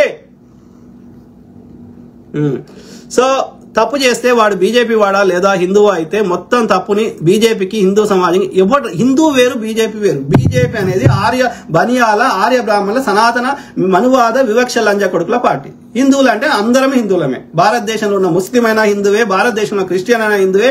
హిందుస్థాన్ హిందూ నది అది మతం కాదు, ఒక జీవన విధానం. దానికి ఈ సనాతన ఆర్య లంజ కొడుకులకి సంబంధం లే. హిందుస్థాన్ లో ఉన్న అన్ని ఆచార వ్యవహారాన్ని హిందువులే. అది గడ్డ పేరు నది. వాడు పర్షియా నుంచో వేరే దేశం నుంచి ఎవడు యూరోప్ నుంచో ఎవడు భారతదేశానికి రావాలన్నా హిందూ నది దాటుకొని రావాలి. అందుకని వాళ్ళు ఈ హిందూ నది దాటుకొని ఉన్న ప్రదేశాన్ని హిందుస్థాన్ అన్నారు. స్థాన్ అంటే అక్కడ నివసించే వాళ్ళు అని అర్థం. కాబట్టి ఈ గడ్డకి పేరు అది మతం కాదు. అది ఈ గడ్డ మీద ఉన్న అన్ని ఆచార వ్యవహారాలన్నీ హిందువులే. నేను తప్పు చెప్తే నీ ఆర్య లంజ కొడుకుల యొక్క ఉపనిషత్తులలో హిందూ శబ్దం చూపెట్టు, ఆర్య బాడకవులు చెత్తుకొచ్చిన చెత్తల యొక్క వాని వేదాలలో హిందూ శబ్దం చూపెట్టు, వాని రామాయణంలో హిందూ శబ్దం చూపెట్టు, వాని పురాణాల్లో హిందూ శబ్దం చూపెట్టురా బోసుడికే. వాడు వచ్చినప్పుడే చెప్పిండు. వాడి అన్నిటికంటే మొదటిది వాళ్ళు చెప్పిన ప్రకారం వాని యొక్క మొదటి యొక్క ఋగ్వేదంలో రాస్తాడు. వాడు ఈడ మూలవాసులు దశీలంట, వాడు ఆర్యులంట, వాడికి వీడికి యుద్ధమైందంట, మేము యజ్ఞాలు యాగాలు వాడి చెత్త వాడే రాసుకున్నాడు. ఒక సైంటిఫిక్ టెంపర్ ఉండదు, ఒక వాస్తవాలు అంగీకరించాలన్నది ఉండదు, ఒక చారిత్రక ఆధారాలు ఉండయి, ఒక శిలాశాసనాలు ఉండయి. ఎవడో చెత్త ఆర్యుడు రాసిన చెత్త మా మీద రుద్దుతా అంటే మేము మాట్లాడిన దానికి ఆధారాలు ఉన్నాయి. అశ్వమేధ యాగం, అశ్వాన్ని మేధం చేయాలి, మేధం చేసి దాన్ని సంపుకొని కాల్చుకొని తినాలి. అశ్వాలు అసలు భారతదేశంలో ఉన్నాయరా? ఏనుగులు ఉన్నాయి, గుర్రాలు లేవు భారతదేశంలో. కజకిస్తాన్లో ఉన్నాయి. కజకిస్తాన్లో నేటికి ఆ గుర్రాన్ని చాలా గొప్పగా ట్రీట్ చేస్తారు. గుర్రానికి సంబంధించిన చారిత్రక ఆధారాలు భూమిలో తవ్వి దొరికినాయి, కజకిస్తాన్లో దొరికినాయి. అది అప్పుడు ఓల్డ్ పర్షియాలు ఉండే, అంతకుముందు రష్యాలు ఉండే. కాబట్టి మేమేమైనా మాట్లాడితే సైంటిఫిక్ టెంపర్ తో మాట్లాడతాం. ఆఫ్రికాలో ఒక్క తెల్లోడు లేనప్పుడు భారతదేశం తెల్లోడు ఎడికలు వస్తారా? మూలవాసం నల్లనే ఉంటారు కదా, ఎండకు పని చేస్తారు కదా. మేము ఏది పడుతుంది నీ లెక్క మాట్లాడడం ఆధారం లేకుండా. పెట్టు కేసులు ఎన్ని పెడతావు? లంచా కొడక. ఆయన అంబేద్కర్ గారు మాట్లాడితే ఆయనని ఇష్టం అడిగాడు, ఆయన క్యారెక్టర్ని అసాసినేట్ చేయడం. దొంగ లంచా కొడుకులు. ఆయన ఉట్టినే ఇవ్వనులే, ఈ చెత్త ఉందిరా, ఈ చెత్తని చింపినప్పుడే మనకు సమన్యాయం దొరుకుతుందని చింపమన్నాడు ఆయన. ఆయన ఎవరితో కొట్లాడినరా? ఆయన దళితులకి నాయకుడిగా పోయిండు. ఆయన ఏది యొక్క చట్టసభల్లోకి దళితుడు నాయకుడిగా బ్రిటిష్ వాడిని గుర్తించిండు. రౌండ్ టేబుల్ సమావేశాలకు పిలిచిండు. రాజ్యాంగం మీద అంతా లాస్ట్ స్వతంత్రం వచ్చినాక ముచ్చట. ఆయన జీవితాంతం దేనికోసం కష్టపడ్డాడు? లాస్ట్ 5 years ఆయన జీవితం తీసేస్తే మిగిలిన దేనికోసం కష్టపడ్డాడు? ఆడ ఏది ఆ యొక్క గుళ్ళ నీళ్ళు ఆయన వివక్ష ఉండి ఉండి ఉండి ఆయన ఆ గుళ్ళకి రావాలని కొట్లాడినాడు మహారాష్ట్రలో. అందరి దాకా నీళ్లు తాగాలన్నాడు. 3 కుండలుంటే కుండ వలగొట్టిండు. మరి ఈ చెత్తను పెంచి పోషించిన వాడు. ఆయనకు ఉద్యోగం ఇయ్యంది, ఆయనకి ఇంటి కిరాయి ఇయ్యంది, ఆయనకు జోరతట్ట మీద బల్ల బయటకు కూర్చునే పెట్టింది. ఆయన జోరతట్ట ఆయనే తెచ్చుకోవాలి. ప్యూన్ మీదకే నీళ్లు పోయాలి. ఆ రోజు ప్యూన్ రాకపోతే ఆయనకు నీళ్ళే తాగడు. ఇవన్నీ ఓటరా లంచకొడుకు పెట్టింది. ఇప్పటికీ దళిత వాడలు ఉంటాయి ప్రతి ఊరికి పోతే. నార్త్ ఇండియాలో ఇంకా వరస్తుంది. దళితుడు గుర్రం ఎక్కొద్దు, దళితుడు మీసం తిప్పొద్దు. మొన్న మధ్యప్రదేశ్ లో ఉత్సవోసిండాడు. ఇప్పటికీ బంగీ కులం అని చెప్పి ఇప్పటికీ సండాస్ ఎత్తుతారు నార్త్ ఇండియాలో. ఈ పొరవన్నది బల్లెకి రానియారు. వాడు ఎందుకు గుళ్ళ పూజారి చేయాలి? వీడు ఎందుకు చెప్పులు కుట్టాలి? చెప్పురా లంచ కొడుక. వీడు ఎందుకు డప్పు కొట్టాలి? వాడు ఎందుకు మంచిగా కూర్చొని ముచ్చడి చెప్పాలి? చెప్పురా. అనుభవించు, నువ్వు చేయ సండాస్ ఎత్తు, అప్పుడు గొప్పవాడు ఆర్యుడని చెప్పు, ఒప్పుకుంటా. లంచ కొడుక, నీతి లేదు, నిజత లేదు. హిందూ సమాజంకి అంటగడితే నేను హిందూ సమాజాన్ని ఎవ్వనేమంటలే. నేను తిడుతుంది ఆర్యులను తిడుతున్నా, సనాతన బాడుకోవాలని తిడుతున్నా, ఇక ఈ మఠాధిపతి పీఠాధిపతులను తిడుతున్నా, ఈ చెత్తని పార్లమెంట్ ఓపెనింగ్ వచ్చిన బాడుకోవాలని తిడుతున్నా. హిందువులను ఒక్కనేమంటలేను. అర్థమైందా? సింపుల్. అంబేద్కర్ ఇష్టో కాంగ్రెస్ వాడో లేదా కమ్యూనిస్ట్ అయితే మాత్రమే మేము వాస్తవాలు చెప్తాం రా. మేము చారిత్రక ఆధారాలతో చెప్తాం. నువ్వు ఏ కేసు పెడతావో ఎట్టు అందభక్తుడా ఉచ్చపెండ దాగా వేస్తున్నా కొడుక. ఎందుకు చెప్పిండ్రా మరి? వాడు ఉచ్చపెండకి సెంట్లు పూసి అమ్మే రామ్దేవ్ బాబా గాడు కోర్టులో ఏం రా లంచ కొడుక అంటే సారీ అని చెప్పుకుంటూ పోయిండాడు. ఉచ్చపెండ అమ్ముకుంటా. ఇట్లాంటి వాళ్ళు ఉంటారు. ఇక దుర్గా ప్రసాద్, అరే డాష్ డాష్ డాష్, నీకు రామాయణ నాకెందుకు నచ్చాలరా? అది ఒక వ్యక్తిగత ఒక విశ్వాసం. వాడు ఎవడో రాసినవాడు అలా సైడ్. ఇప్పుడు నేను ఏదన్నా చెప్తే నాకు నచ్చాల్సిన అవసరం లేదు. వాడు చెప్పింది రైటా లేదా అని నేను ఆలోచిస్తాను అంతే. నాకెందుకు నచ్చాలి? అది ఎప్పుడో అయిందో లేదో నాకు తెలియదు. 1000 సంవత్సరాల కింద ఒకవేళ నిజంగానే అయింది అనుకుందాం. దానివల్ల ఇప్పుడు వచ్చేది ఏమిట్రా? ఇప్పుడు నాకు రామాయణం తెలుసుకోకపోయినా రాముడు అంటాడు ఉండేటో లేడో వాని గురించి నాకు ఎందుకు ఏం అవసరం? నేనేదో నా బతికేదో నేను బతుకుతున్నా అంతే. ఆడెవడో ఏమో వీక్తే నాకేం సంబంధం? వాని పిల్లం ఎవడో ఎత్తుకోపోతే నాకేం సంబంధం? నాకేం అవసరం? అది తెలుసుకొని పీకేది ఏంది? నీకు రామాయణం నచ్చకు, నాకు నచ్చుడు గిచ్చుడు లేదు. అలా ఉన్న చెత్త నా మీద రుద్దకు రా అంటే నాకు అంతే. దానికి నాకు సంబంధమే లేదు. అది నాకు తెలుసుకోవాల్సిన అవసరమే లేదు. నచ్చకపోతే చదవకు. నేను చదవా, నాకు అవసరమే లేదు. దేవుడు ఎడనుంటే టెలిస్కోప్ పంపిస్తా, రాకెట్ పంపిస్తా, ఏడున్నాడో చూపెట్టుర్రి. ఏడ ఎవరు లేడు భూమి మీద తప్ప, ఎక్కడ ఏ జీవి లేదు. సో అయినా సరే ఆడవడో కూర్చుండి 800 కోట్ల మంది ప్రజల్ని, లక్షల కోట్ల మిలియన్ల కోట్ల మంది సముద్రంలో దాక్కున్న పురుగులతో సహా వాడు ఒక్కరికి కంట్రోల్ చేసే శక్తి ఉంది అని నువ్వు నా మీద చెత్త నింపుతా అంటే నేను నింపించుకోవడానికి సిద్ధంగా లేను రాయ్యా. నీ చెత్తలో నువ్వే బతుకు. ఓకే, ఆవు పెండల ఉచ్చల కొట్టుకసావు. ఓకే దుర్గా ప్రసాద్, నీకు నచ్చిన చదువు అంతేగాని ఇతర మనోభావాలు ఎడికెళ్ళి వచ్చినాయిరా? మనోభావాలు ఎందుకు వచ్చినాయి? ఇక్కడ రెండు ఫ్యాక్టర్స్. నీకు నచ్చింది నువ్వు నమ్ముకుంటా అంటే నమ్ముకో. నేను నమ్ముకోగానే వద్దంటలేదు రామాయణాన్ని. ఓకే, నీ నమ్మకం నీది. ఓకే, నా అభిప్రాయం నాది. నా అభిప్రాయం నువ్వు నమ్మమని నేను చెప్తలేను కదా. నాకు కరెక్ట్ అనిపించింది నేను చెప్తున్నా. నేను చెప్పింది నీకు నచ్చకపోతే నమ్మకు, పట్టించుకోకు, తల తిప్పుకో. నీ మనోభావం ఎడికెళ్ళి వచ్చింది? నేను నమ్మొద్దు అంటే నేను చెప్పిందే కరెక్ట్, నువ్వు రేపటి నుంచి రామాయణం చదవద్దు, నువ్వు రాముని మొక్కొద్దు అని నేను చెప్తే తప్పు చెప్తున్నా. నేను నిన్ను తీసేస్తలేను, నా అభిప్రాయం నేను చెప్తున్నా. నాకు ఇది కరెక్ట్ అనిపిస్తలేదు, లేకపోతే ఇలా కరెక్ట్ లేదు అని చెప్తున్నా. నేను చెప్పింది నీకు నచ్చకపోతే పాటించకు. నువ్వు మొక్కొద్దు అని చెప్తలేను కదా. నీ హక్కులని, నీ మొక్కుడుని, నీ విశ్వాసాన్ని నేను తీసేస్తలే. నాకు కరెక్ట్ అనిపించి నేను చెప్తాను. నీ చెత్త నువ్వు చెప్పుకునే హక్కు నీకున్నప్పుడు నాకు కరెక్ట్, నీ చెత్తరా అని చెప్పే హక్కు నాకున్నది. సింపుల్. రామాయణం నచ్చకపోతే చదవకు, నీకు నచ్చింది చదువు, అంతేకాని ఇతరుల మనోభావాలు అనే కాన్సెప్టే లేదు ఇక్కడ. నువ్వు మొక్కొద్దు, నువ్వు చదవద్దు అంటే నీ మనోభావాలు వస్తాయి. నా అభిప్రాయం నేను చెప్తే నీ మనోభావాలు ఎందుకు వస్తాయిరా? అంటే నా భావ నీకేమో మొక్కుకునే స్వేచ్ఛ ఉంది, నువ్వు చెత్తను నమ్ముకునే స్వేచ్ఛ ఉంది, కానీ ఆ చెత్త అనే స్వేచ్ఛ నాకు లేదారా? అంటే నా స్వేచ్ఛ, నీ చెత్త కోసం నా చెత్తను తీసేస్తావా? నీ రేడియో పెట్టుకొని నువ్వు వినే హక్కు నీకు ఉంటుంది, కానీ ఎంత రేడియో పెడతావంటే నేను పెట్టుకున్న రేడియో నాకు వినకుండా చేస్తా అంటే? నీ స్వేచ్ఛ నీకున్నప్పుడు నా స్వేచ్ఛ నాకుంది. నీకు రాముడే గొప్పోడు అని చెప్పుకునే స్వేచ్ఛ ఉన్నప్పుడు ఆడు కాదురా అని చెప్పుకునే స్వేచ్ఛ నాకుంది. మనోభావాలు ఎందుకు వస్తాయి? నువ్వు అది మొక్కొద్దు, నువ్వు అది చేయొద్దు అని నువ్వు గుంజుకుంటే నీ మీద ఒక కొత్త నిబంధన తెస్తే తప్పవుతుంది. నీకు నచ్చిన చెత్త నువ్వు చెప్పుకో, నాకు కరెక్ట్ అనిపించింది నేను చెప్పుకుంటా. నీ స్వేచ్ఛ నేను తీసేస్తలేను, నా స్వేచ్ఛ నువ్వు తీసేసి ఇక మనోభావాలు ఎడికెళ్ళి వచ్చినారా? దొంగ పాడుకోవు. నోరు అదుపులో ఉంది కాబట్టి లేక నోటికొచ్చింది వాగితే ముడ్డిలో గడ్డపార దిగుతుంది. డాష్ ఎవడు దుర్గా ప్రసాద్. ఫస్ట్ ఈయన్ని బ్లాక్ చేస్తా నేను. ఓకే, ఈ కాల్ ఇది అయిపోగానే ఫస్ట్ ఏం చేస్తా, ఈ దుర్గా ప్రసాద్ అంటే బ్లాక్ చేస్తా. ఎందుకంటే ఒక తలకాయ మీద మెడకాయ ఉన్నోడు ఎవడన్నా మాట్లాడితే మనం మాట్లాడతాం. నేను విసర్జక పదార్థం తాగు పూసుకో అని చెప్పడానికి నీతోటి చర్చలే వద్దు. ఓకే, నీకు నచ్చింది నమ్ముకోరా వేస్ట్ ముండ కొడక, మా కరెక్ట్ అనిపించింది మేము చెప్తాం. మనోభావాలంటే గుద్ద మీద అంటాం. అర్థమైందా? రాజ్ కింగ్ అన్న ఒకటి గమనించండి, ఎమోషనల్ ఎచనల్ అంటే ఎందుకు ఎమోషనల్ దొరికినట్లు ఫస్ట్ మనువాద భరత్ వర్షం ఛానల్ ఇంటర్వ్యూ ఇచ్చాడు. ఆడే బ్రదర్ ఆ భరత వర్ష ఛానల్ లంచ కొడుకే ఆడేవాడు కరుణాకర్ సుగుణ ఇంకోడవాడు లంచ కొడుకులు ఆడ జ్యువెలరీ షాప్ దగ్గర పైసలు వసూలు చేస్తే దొరికిరు లంచ కొడుకులు. ఆ కేసు ఏమైందో మనకు తెలియదు, కానీ వీళ్ళు పొద్దుగాలేస్తే ఈ చెత్తనే తులసి చంద మీద కూడా వాడు ఏదో వీడియోలు పెట్టాడు. వాస్తవాలు ఉంటే చెప్పు, నేను వద్దంటలేను, కానీ పొద్దుగాలేస్తే వాళ్ళు చెప్పిన వర్షనే కరెక్ట్, మిగతా ఎవరు చెప్పొద్దు బీసీ ఎస్సీ ఎస్టీలు నోరు మూసుకొని ఉండాలంటే, లేకపోతే వీళ్ళ మీద ఏదో తప్పుడు కేసు ఇరికిస్తామంటే వాడు గడ్డపార దింపుతాడంట. మాకు దింపరా గడ్డపార? నీ ఒక్క దగ్గర ఉంది గడ్డపార, ఎందుకు దింపుతావురా? నువ్వు రాముడు వాడు రాసినోడే వాడు ఆదర్శ పురుషుడు అని రాసిండు, వాడు దేవుడు అని రాయాలి. ఎక్కడ చూపెట్టరా? వాల్మీకి రామాయణంలో ఎక్కడ చూపెట్టరా రాముడు దేవుడు అని ఉన్నది?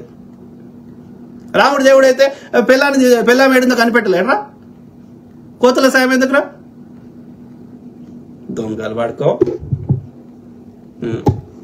Correct brother. సో భరత్ వర్ష ఛానల్ అమ్మి కొడుకు వాళ్ళంతా కుట్ర చేస్తారు బీజేపీ. రాజ్ కింగ్ సార్ మీరు బత్తాయిలకు రంకు మొగుడులా ఉన్నారు సార్. వాస్తవాలు చెప్తా బ్రదర్, వాస్తవాలు చెప్తా. ఏం చేస్తారో చేసిర్రు, అన్ని చేసిర్రు. లంజ కొడుకులు అందరూ ఇబ్బంది పెట్టే కాడికి పెట్టిర్రు, చంపే ప్రయత్నం కూడా చేసిర్రు. ఓకే, వాడు ఇట్లనే ఉంటే వాడు డోర్ కొట్టిండు నల్లోడు, ఇమ్మీడియట్ గా పోలీసులకు కాల్ చేసిన, ఓకే పారిపోయిండు. రవిడి హిందుస్థాన్ గురించి బాగా చెప్పినారు అన్నగారు. వాస్తవాలు చెప్తా బ్రదర్ నేను, ఎందుకంటే నాకు ఎలాంటి సెల్ఫ్ ఇంట్రెస్ట్ లేదు. ఓకే, నాకేదో కావాలి, వ్యక్తిగతంగా ఏదో కావాలని లేదు. మన ప్రాంతం మీద ప్రేమ ఉంది. ముఖ్యంగా అనగారిన వర్గాలు ఎన్నేళ్ళు మనం ఇట్లా ఉంటాము. నా కొడుకుని నా బిడ్డని వేరే అభివృద్ధి అయిన దేశం పంపిస్తా అంటారు, కానీ నా దేశాన్ని అట్లా చేసుకోవాలంటే మరి సంపద ఉంది, నాలెడ్జ్ ఉంది. మన తెలుగు కళలు అన్ని దేశాలకు యూజ్ అవుతున్నప్పుడు ఆ తెలుగు కళలు మనకెందుకు యూజ్ అవుతలేరు అంటే ఈ బాడుకోలుగా చెత్త, ఈ మనువాదులు వీళ్ళంతా. కాబట్టి వాళ్ళ యొక్క తప్పిదాలను ప్రతిరోజు ఎత్తి చూపెడుతుంటే ప్రజలను చైతన్యం చేస్తే మనందరం కలిసి కొట్లాడతాము అనుకుంటే మనల్ని వాడు పుస్తకం తప్పు ఇక్కడ వచ్చిన సమస్య ఏమైతుంది, వాడు రాసిన పుస్తకం తప్పు రాసుకున్నాడు. వాడు పైన ఉండాలి, వీడు ముక్కులకెళ్ళి వచ్చిండు, వీడు ముడిలకెళ్ళి వచ్చిండని వాడే చెప్తున్నాడు. మరి ముక్కులకెళ్ళి వచ్చింది చూపెట్టరా, ముడిలకెళ్ళి వచ్చింది చూపెట్టరా అంటే, అసలు బ్రహ్మ ఏడుంటాడు మాకు కూడా చూపెట్టరా అంటే చెప్పాడు. మరి అందరము అమ్మ కడుపులకెళ్ళి వస్తాం, అమ్మ యోనిలకెళ్ళి వచ్చేది ఎవరైనా ఎవడన్నా మీకు తెలిసినోడు బ్రహ్మ ముక్కులకెళ్ళి రంగా ఎప్పుడైనా చూసిరా? ఆడ ఏడుంటాడో చూపెట్టుర్రి. ఇట్లా నేను అడిగితే మా మనోభావాలు మా లౌడ మా లస్క్ అని చెప్తున్నాడు ఆడు. మేము నిజంలోనే బతుకుతాం. ఓకే, సో కాబట్టి నిజమే మాట్లాడదాం. ఓకే. ఎవరు థ్యాంక్ యూ బ్రదర్ రవిడి హిందుస్థాన్ గురించి బాగా చెప్పినారు అన్నగారు. Thank you brother, thank you. నేను ఏదైనా చెప్పే ముందు ఈవెన్ ఖాళీగా ఉన్నా లేకపోతే మైండ్ తోటి ఎక్కువ పని చేసేది లేకున్నా, గిన్నెలు తోమేటప్పుడు, వంట చేసేటప్పుడు సైడ్ కి ఏదైనా డాక్యుమెంటరీ కానీ సైంటిఫిక్ ఇవి ఉంటాయి కదా, రీసెర్చ్ చేసి ఇట్లాంటివి అవి చాలా వినడము, నా సొంతంగా రీసెర్చ్ చేయడం. అంటే నేను ఏది వాడితే అది గాలికే వచ్చి చెప్పాను నేను. Okay, simple. సో రవిడి, అవును అన్నగారు, గుర్రాలు మన దేశం కాదు, కజకిస్తాన్ లో పుట్టినాయి. సో మోస్ట్ ప్రాబబ్లీ ఆ సైబీరియా, రష్యా నుంచి కొంచెం కిందికి వచ్చి ఇక్కడ టర్కీ నుంచి మొదలు పెడితే అక్కడ మంగోలియా దాకా ఆఫ్ఘనిస్తాన్ పైన ఉన్న, ఆ పాకిస్తాన్ పైన ఉన్న ఆ బెల్ట్ లో ఈ నొమాడిక్స్, ఈ దేశ దిమ్మర్లు ఇలా చెత్త అంతా ఉంటది. ఇప్పటికీ అగ్ని మొక్కే కల్చర్ పర్షియాలో, ఇరాన్ లో ఉంది. జొరాస్ట్రియన్లు అదే చేస్తారు. ఓకే, మీరు జొరాస్ట్రియన్లో చెందిన ఓల్డ్ పర్షియా, ఈ పర్షియాకి చెందిన ఓల్డ్ పర్షియా గానీ ఆ జొరాస్ట్రియన్లో చెందిన అవస్థా పుస్తకం చదవండి, సేమ్ డిట్టో సంస్కృతి లాగానే ఉంటది. ఇల్లున్న శబ్దాలు అలా ఒక మెజారిటీ 90% ఉంటాయి, ఒక మోర్ దాన్ 50-60% ఈజీగా ఉంటాయి. సంస్కరించబడిన పర్షియా, ఓల్డ్ పర్షియా అవస్థా భాషనే సంస్కృతం. సింపుల్. రాజ్ కింగ్, మీలాంటి మంచి మనుషులు ఎక్కువ రోజులు బతకాలి సార్. బతుకుతాం సార్. మనని కూడా ఏం చేస్తాడు, మన ఒక్కడేం చేయడు. మనకు యొక్క చిత్తశుద్ధి ఉంటే ప్రకృతి మనల్ని కాపాడుతూనే ఉంది. ప్రకృతి అనుమతి లేకుండా మన గుండె మనం చెప్తే కొట్టుకుంటలేదు, మనకు నిద్ర మనకు వస్తలేదు, మనం చెప్తే ఇంటలేదు. భూమికి ఉన్న యొక్క డికంపోజిషన్ పవర్ కానీ, సూర్యుడు కానీ, చంద్రుడు కానీ, భూమి తన చుట్టూ తాను తిరుగుతూ సూర్యుని చుట్టూ తిరగడం కానీ ప్రకృతి ఒక సిస్టమేటిక్ గా చేస్తుంది. ఏ గ్రహం మీద లేనటువంటి వాతావరణం కానీ, ఆ యొక్క టెంపరేచర్స్ కానీ, ఆ యొక్క కొన్ని గ్రహాలు అయితే ఓన్లీ గాలి ఉన్నాయి, ఇట్లా రకరకాలు ఉన్నప్పుడు ఈ భూమి అంటే ఒక సిస్టమేటిక్ గా అన్ని వ్యవస్థలు నడుస్తున్నాయి. భూమి పైన నీళ్లు ఇవన్నీ ఉంటాయి, భూమి లోపల మండే అగ్నిగోళం ఉంటది. ఇదంతా ఒక సిస్టమేటిక్ గా ఎవరు చేస్తున్నారు? ఎలక్ట్రోమాగ్నెటిక్ వేవ్స్, లేకపోతే క్వాంటమ్ ఫిజిక్స్, ఇవన్నీ అట్రాక్టివ్ ఫోర్స్, ఇవన్నీ ఎవరు చేస్తున్నారు? నువ్వు చేస్తలే, నేను చేస్తలేను. అంత పెద్ద చెట్టు, మర్రి చెట్టు రావాలంటే గింత చిన్న గింజల దాని యొక్క ఫార్ములా రాసి ఉంటది. మన కడుపులో లక్షల కోట్ల బ్యాక్టీరియాలు ఉన్నాయి, ప్రకృతిలో ఎన్నో వైరస్లు. ఇవన్నీ ఎవడు చేస్తున్నాడు? నువ్వు చేస్తలే, నేను చేస్తలే. ప్రకృతి అనుకున్నది డైనోసార్లు వద్దు ఈ భూమి మీద అనుకుంటే తీసేసింది. అంటే ఈ విశ్వం అనేది ఒక సిస్టమేటిక్ గా నడుస్తున్నప్పుడు నేను సావాలనుకుంటే సావను, నేను వద్దంటే ఉన్నాను. ఎన్నో కొన్ని కేసులలో అయితే అరే వీడు చచ్చిపోతాడు అన్న దగ్గర బతుకున్నారు. వాడు తిరుపతి పోయి దేవుణ్ణి మొక్కేసి వస్తుంటే ఆ యొక్క కిందికి వచ్చే లోపల చచ్చిపోయిన వాళ్ళు ఉన్నారు. కాబట్టి నేను ఏమంటున్నా, నేను సావాలనా బతకాలనా, నేను గుండె కొట్టుకోవాలనా ఆగాలనేది నా చేతిలో లేదు. ఓకే, నేనంటే నేను ఇక్కడ నా కేసు పెట్టుకున్నా కానీ ఎవరి చేతిలో ఏది లేదు. కాబట్టి న్యూటన్స్ థర్డ్ లా ప్రకారం చర్యకు ప్రతిచర్య ఉంటుంది. For every action there is equal and opposite reaction. దానికే వాడు కర్మ అని పేరు పెట్టాడు. సింపుల్. కాబట్టి నేను ఏదైనా అనుభవిస్తున్నా అంటే అది నేను చేసుకున్న దాని ఫలితమే అని అర్థం. నేను సావాలంటే ప్రకృతి I deserve to what I get, what I deserve, not what I desire. అంటే నేను కోరుకున్నది నాకు రాదు, నేను దేనికి అర్హున్నో అదే నాకు వస్తుంది. కాబట్టి నా చేతిలో లేని దాని గురించి నేను ఆలోచించను. ఎవడో సావాలని నేను కోరుకుంటే సావను, ఎవరో వద్దు అనుకుంటే నేను ఆగను. ప్లస్ ఒకటే గుర్తుపెట్టుకోండి, ఏ రోజైనా ఎప్పుడైనా సావచ్చు. రేపు పొద్దుగాల ఎవడైనా సావచ్చు, మనమే కాదు, మోడీ కూడా సావచ్చు రేపు పొద్దుగాల. So we don't no. వాళ్ళ సావర్కరు, వాళ్ళ ఎడ్గేవాకారి వాళ్ళు ఉన్నాడా? సో కాబట్టి మనము చావు గురించి, మన చేతులు లేని దాని గురించి, మనం కంట్రోల్ చేయలేని దాని గురించి మనం ఆలోచించవద్దు. సింపుల్. సో మనం ఆలోచించాల్సింది దేని గురించి? మనం చచ్చిపోయినా కూడా మనం ఎంతమంది భూమి మీద గుర్తు పెట్టుకుంటారో గదే మన ఆస్తి. అందుకే చచ్చిపోయినోనికి కీర్తి శేషులు అని రాస్తావు. శేషం ఏందిరా అంటే, నీ ఆస్తి ఏందిరా అంటే కీర్తి మాత్రమే. As simple as that. So కాబట్టి వాడు మంచి చేసిన గుర్తు పెట్టుకుంటారు, చెడు చేసిన గుర్తు పెట్టుకుంటారు. వీని లెక్క బతకాలని, లేకపోతే వాడు చేసిన మంచి పనులకి కృతజ్ఞతగా వానికి థ్యాంక్స్ చెప్పుకుంటారు, గుర్తు చేసుకుంటారు. చెడు చేసిన వీని లెక్క బతకొద్దని కానీ ఆ బాధను గుర్తు చేసుకొని బాధపడతారు. As simple as that. మిగతా వాళ్ళందరూ అందరు చీమల పురుగులు లెక్కనే పరిస్థితి. కాబట్టి మనం ఏది ఎక్కువ ఆలోచించవద్దు. మనకు కరెక్ట్ ఏదో అనిపిస్తే అది చేసుకుంటూ ముందుకు పోవాలి అంతే. ఈ సంపద, ఈ యొక్క రిసోర్సెస్ అందరివి కొందరే తమ గుప్పిట్లో పెట్టుకుంటా అంటే మనం చూస్తూ ఊరుకోకూడదు. అందరికి ఎందాలని మన ప్రయత్నం మనం చేయాలి. Simple. Raj king, super sir, thank you to all my brothers, sisters, friends, everyone. Okay, అందరం బాగుండాలి, అందులో మనం ఉండాలి. Okay, so okay, God bless all, take care and have a good night.